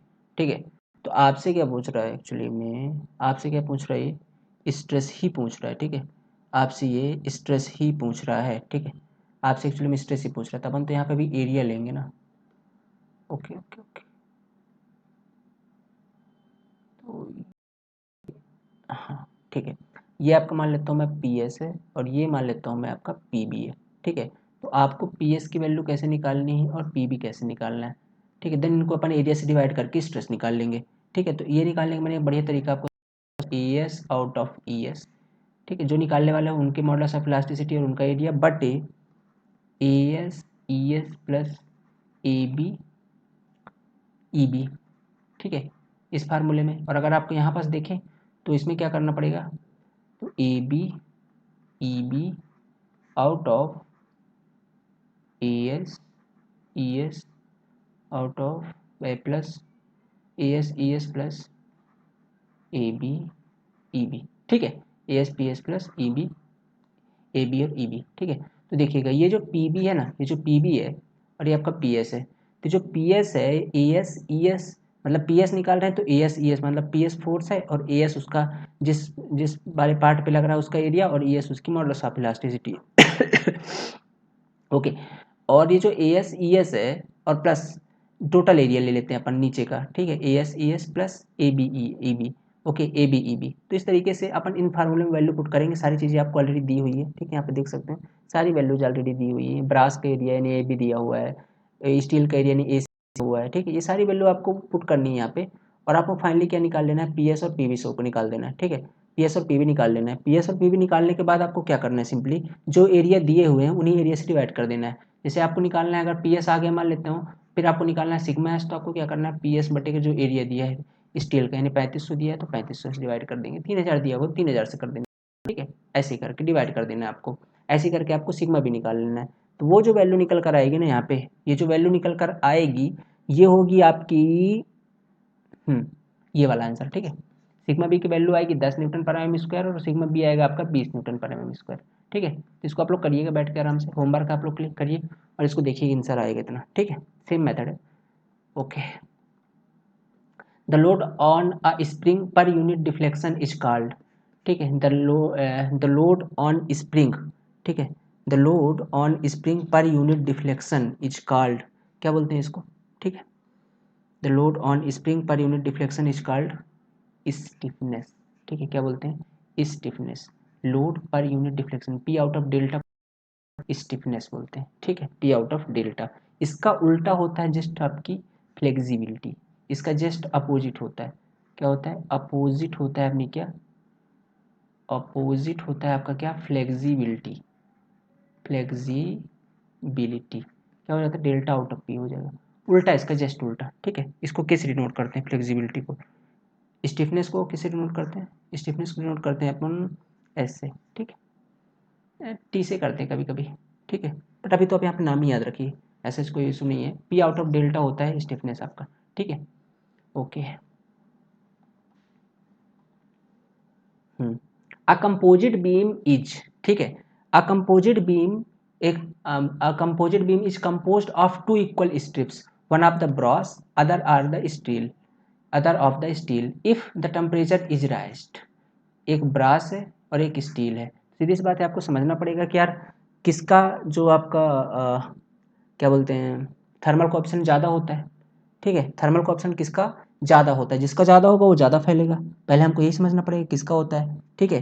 तो ब्रास का कितना होता है, यह समझना पड़ेगा ना, देख लो यहाँ पे जो ये अल्फा होता है किसका, ब्रास का, ब्रास का होता है 19 इंटू 10⁻⁻6 पर डिग्री सेंटीग्रेड, और जो अल्फा होता है माइल्ड स्टील का ये होता है आपका ये होता है आपका 12 इंटू 10⁻⁻6 पर डिग्री सेंटीग्रेड।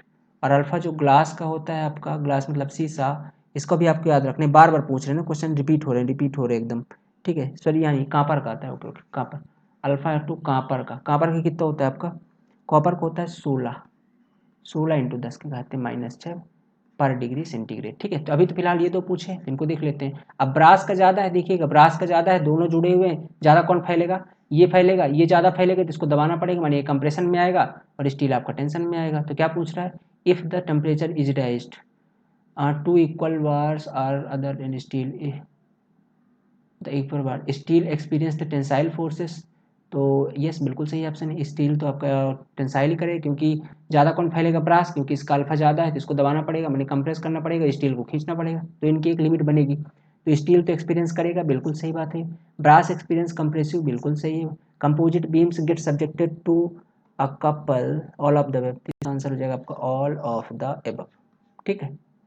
अगले क्वेश्चन पे, ये कॉन्सेप्ट आपको अच्छे पढ़ाए हैं, बनने चाहिए ये क्वेश्चन, है ना, बहुत ईजी है ये चीज़ें, पर आते ऐसे ही क्वेश्चन, देख लीजिए आप लोग करके, है ना, कुछ भी बाहर नहीं जा रहा, सारे कॉन्सेप्ट हैं। The ability of material to absorb energy till the elastic limit is known as, ability of material absorb energy कहाँ तक, इलास्टिक लिमिट तक, समझ गए ना क्या होती है, ability of material absorb energy till in elastic limit क्या होती है बाबू? रेजिलियंस ना पढ़े हैं आप? एनर्जी स्टोर की बात कर रहा है, एब्जॉर्ब एनर्जी की बात कर रहा है, रेजिलियंस ना पढ़े हैं, तो इसमें रेजिलियंस कहीं पे नहीं, तो नॉन ऑफ द ऑप्शन लगाइएगा और क्या। ठीक है, ऐसा थोड़ी ना कि कुछ ना कुछ लगा के आना भाई, नॉन ऑफ द अब इसीलिए तो देते हैं, ये नोटा किस लिए है, ठीक है, इसी को लगाना है, फिर नहीं मिला कुछ तो। और कौन सा क्वेश्चन है फिर? अगले क्वेश्चन पे चलते हैं। हाँ, ये है अगला क्वेश्चन अपना, ठीक है। If a material has identical property in all the direction, identical property ये वर्ड याद रखना है। सिमिलर बोले तो याद रखना है, दो चीज देखना है, if the material has similar property through out the volume, तो वो होमोजीनियस है, तो वो होमोजीनियस है। यहाँ पे बोल रहा है identical properties in all the direction, identical property in all, तो यहाँ पे आइसोट्रॉपिक है। Identical property same in all the direction तो isotropic, similar property same in whole the volume, similar property in whole volume तो आपका homogeneous होगा, पर यहाँ पास क्या है आपका आइसोट्रॉपिक। ठीक है, ये दोनों वर्ड याद रखिएगा, बहुत कंफ्यूज जाते हैं लोग। ठीक है, ओके, ये क्वेश्चन थोड़ा दिख नहीं रहा, मैं आपको पढ़ के सुना देता हूँ। अ रोड, ठीक है, अ रॉड, ठीक है, a rod uniform cross section की है ए एंड लेंथ एल है, डिफॉर्म्ड बाई डेल्टा, ठीक है, डेल्टा से डिफॉर्म हुई है, when subjected to a normal force P, the Young modulus E, the material each. ठीक है, मटेरियल क्या होगा इसका? यंग मॉडुलस ऑफ इलास्टिसिटी, तो क्या होगा इसका आंसर? ओके, समझ लेते हैं इसको भी, सिंपल सा क्वेश्चन है यार, कुछ भी नहीं इसके अंदर। डेल्टा बराबर सिंपल सा पढ़ा है अपन ने, आता है, बस इसमें ई के बराबर निकालना है भाई। अगर सारी चीज़ें आपको दी है तो डेल्टा बराबर पी एल अपॉन ई ना होता है, तो अपने को निकालना ई है, तो बस डेल्टा को इधर लाइए, ई को उधर ले जाइए, तो ई बराबर क्या हो जाएगा? पी एल बटे का ए इंटू का डेल्टा। तो देखिए किसके अंदर मैच कर रहा है ये option, P L out of delta A delta, ये वाला ऑप्शन है क्या? हाँ बिल्कुल, ये आंसर सही है। ठीक है, अगले क्वेश्चन पे चलते हैं। अगला क्वेश्चन है आपका ये, which of the following statement is true, इनमें से कौन सा ऑप्शन ट्रू है? Limit of proportionality depends upon the area of cross sectional, limit of proportionality depends upon the type of loading, limit of proportional depend upon the type of material, all option are correct. ठीक है, तो limit of proportionality depends upon, ना तो इन material पर depend करती है। Limit of proportionality का मतलब ये होता है कि ये जो पॉइंट ए है ना, ये जो पॉइंट ए है, ये किस पे मटेरियल, ये मटेरियल बाई मटेरियल डिपेंड कर रहा है ना बाबू। ये प्रोपोर्शनलिटी रिपीट सब मटेरियल में तो नहीं है, सिर्फ माइल्ड स्टील के अंदर मिलती है अपने को ये चीज़, है ना, हर मटेरियल के अंदर नहीं मिलती है, तो ये किस पे, मटेरियल की, मटेरियल पे डिपेंड करता है, तो आंसर इसका सी हो जाएगा। ठीक है, आंसर क्या हो जाएगा इसका? सी हो जाएगा। ओके,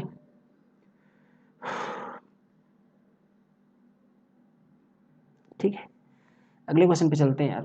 ठीक है, बस एक दो क्वेश्चन और बचे। हाँ, Poisson ratio is mu, Poisson ratio is mu defined as the ratio of, Poisson ratio क्या होता है? तो आप लोग जानते हो यार क्या होता है पॉइजन रेशियो? एक्सियल स्ट्रेन बटे ट्रांसवर्स नहीं, axial shear no no no, तो ऑप्शन 4 क्या होता है Poisson ratio? Lateral upon longitudinal, ये होता है ना, longitudinal. Okay, axial upon longitudinal strain होता है आपका, एक्सियल अपॉन लॉन्गिट्यूडनल, ये सॉरी लैटरल अपॉन लॉन्गिट्यूडनल, तो लैटरल तो कहीं है नहीं इसमें, मैंने none of the of, none of the is इसका आंसर हो गया। इसलिए देखो थोड़ा सा क्वेश्चन घुमाता है, थोड़ा बहुत क्वेश्चन घुमाया रहता है, इसलिए मैंने सारे घुमाने वाले क्वेश्चन ले लिए, आपको डाउट आए नहीं बाद में, सारे डाउट अभी मैं ही क्लियर कर दे रहा आपके। ठीक है, ऐसे करके सारे सब्जेक्ट पढ़ाएंगे, टेंशन मत लेना आप लोग। आइडेंटिफाई द करेक्ट स्टेटमेंट, इनमें से करेक्ट स्टेटमेंट कौन सा है? Hooke's lies valid up to elastic limit, Hooke's lies valid up to yield point, Hooke's lies valid up to limit of proportionality, बच्चा बच्चा जानता है, कई बार कराया हुआ है। ठीक है, ये आपका आखिरी क्वेश्चन है। ओके, यस, ये आपका आखिरी question. For an isotropic homogeneous and elastic material obeying Hooke's law, number of independent elastic constant, किसके लिए? आइसोट्रोपिक एंड होमोजीनियस के लिए कितने होते हैं इलास्टिक कांस्टेंट? दो होते हैं, पता है आपको कौन कौन से? एक तो आपका ई होता है, दूसरा आपका म्यू होता है, यही ना होता है। तो इसमें कितने, दो तो ऑप्शन में ही नहीं है ना, मैंने नॉन ऑफ द इज लगाएंगे। ओके, ऑर्थोट्रोपिक के लिए 9 होते हैं, और एनिसोट्रॉपिक के लिए 21 होते हैं, ये बात अपन ने पढ़ ली है। तो इस तरीके से बाबू आपका ये जो चैप्टर है ये हुआ कंप्लीट, इसका क्वेश्चन, तो अपन ने स्ट्रेंथ ऑफ मटेरियल का फर्स्ट चैप्टर बहुत अच्छे तरीके से कंप्लीट किया, कॉन्सेप्ट के साथ, दिस क्वेश्चन प्रैक्टिस के साथ। ऐसे करके आप पढ़ने वाले हैं अपन S F D B M D, बहुत important chapter S F D B M D. Okay, ऐसे करके कंटिन्यू करते रहेंगे, नॉन टेक बहुत जल्द स्टार्ट होगा, थोड़ी तबीयत का इशू था इसलिए एक दो दिन क्लास नहीं हो पाई। ओके, अब डेली वे में क्लास होंगी आपकी। जो लोग नए दोस्त देख रहे हैं, जो लोग जुड़ना चाहते हैं, कंप्लीट कोर्स लेना चाहते हैं, उनके लिए बता दूं कि आपको इस नंबर पे कॉल करना होगा या मैसेज करके बात कर सकते हैं। क्लासेस हमारी स्टार्ट हो रही हैं, चल रही हैं। आप बहुत पीछे हो जाएं उससे पहले आप कॉल करके जल्दी से जो कोर्स को ज्वाइन कर लीजिए। कंप्लीट डेडिकेटेड बैच है, लास्ट फरवरी तक आपका कोर्स कंप्लीट कर दिया जाएगा। टेस्ट सीरीज, बुक्स और काफ़ी ज़्यादा स्टडी मटेरियल जो भी आपको चाहिए व्यापम के लिए, एग्जाम को क्रैक करने के लिए, वो सारे स्टडी मटेरियल हमारे यहाँ से आपको प्रोवाइड किया जाएगा। ओके, कुछ भी आपको चीज़ें परचेज नहीं करनी है। सो सिर्फ जो आपको कोर्स है वो परचेज करना है। वो कितने का है, क्या है, कैसे ज्वाइन करना है, वो सब आप इस नंबर पे कॉल करके बात कर सकते हैं। ओके, या कि इस नंबर पे। ओके, 93 40 88 84 29 या 9179417400, दोनों में से किसी भी नंबर पे कॉल या व्हाट्सअप करके आप आगे बात कर सकते हैं। हालांकि आशा करता हूँ आपको लेक्चर बहुत पसंद आया होगा। Thank you so much, have a nice day. और अगर इस लेक्चर की आपको पीडीएफ चाहिए तो आपको मिल जाएगा हमारे टेलीग्राम पर। टेलीग्राम का लिंक मिल जाएगा नीचे, या कि व्यापम सब इंजीनियर के नाम से टेलीग्राम को वहाँ ज्वाइन हो सकते हैं। लिंक मिल जाएगा डिस्क्रिप्शन पे। ठीक है, चलिए, सिविल पॉइंट को चैनल पर पहली बार विजिट किया तो सब्सक्राइब कर लेना यार। ठीक है, थैंक यू सो मच, मिलते हैं नेक्स्ट वीडियो के अंदर। ओके, तब तक वॉच करते रहिए द सिविल पॉइंट।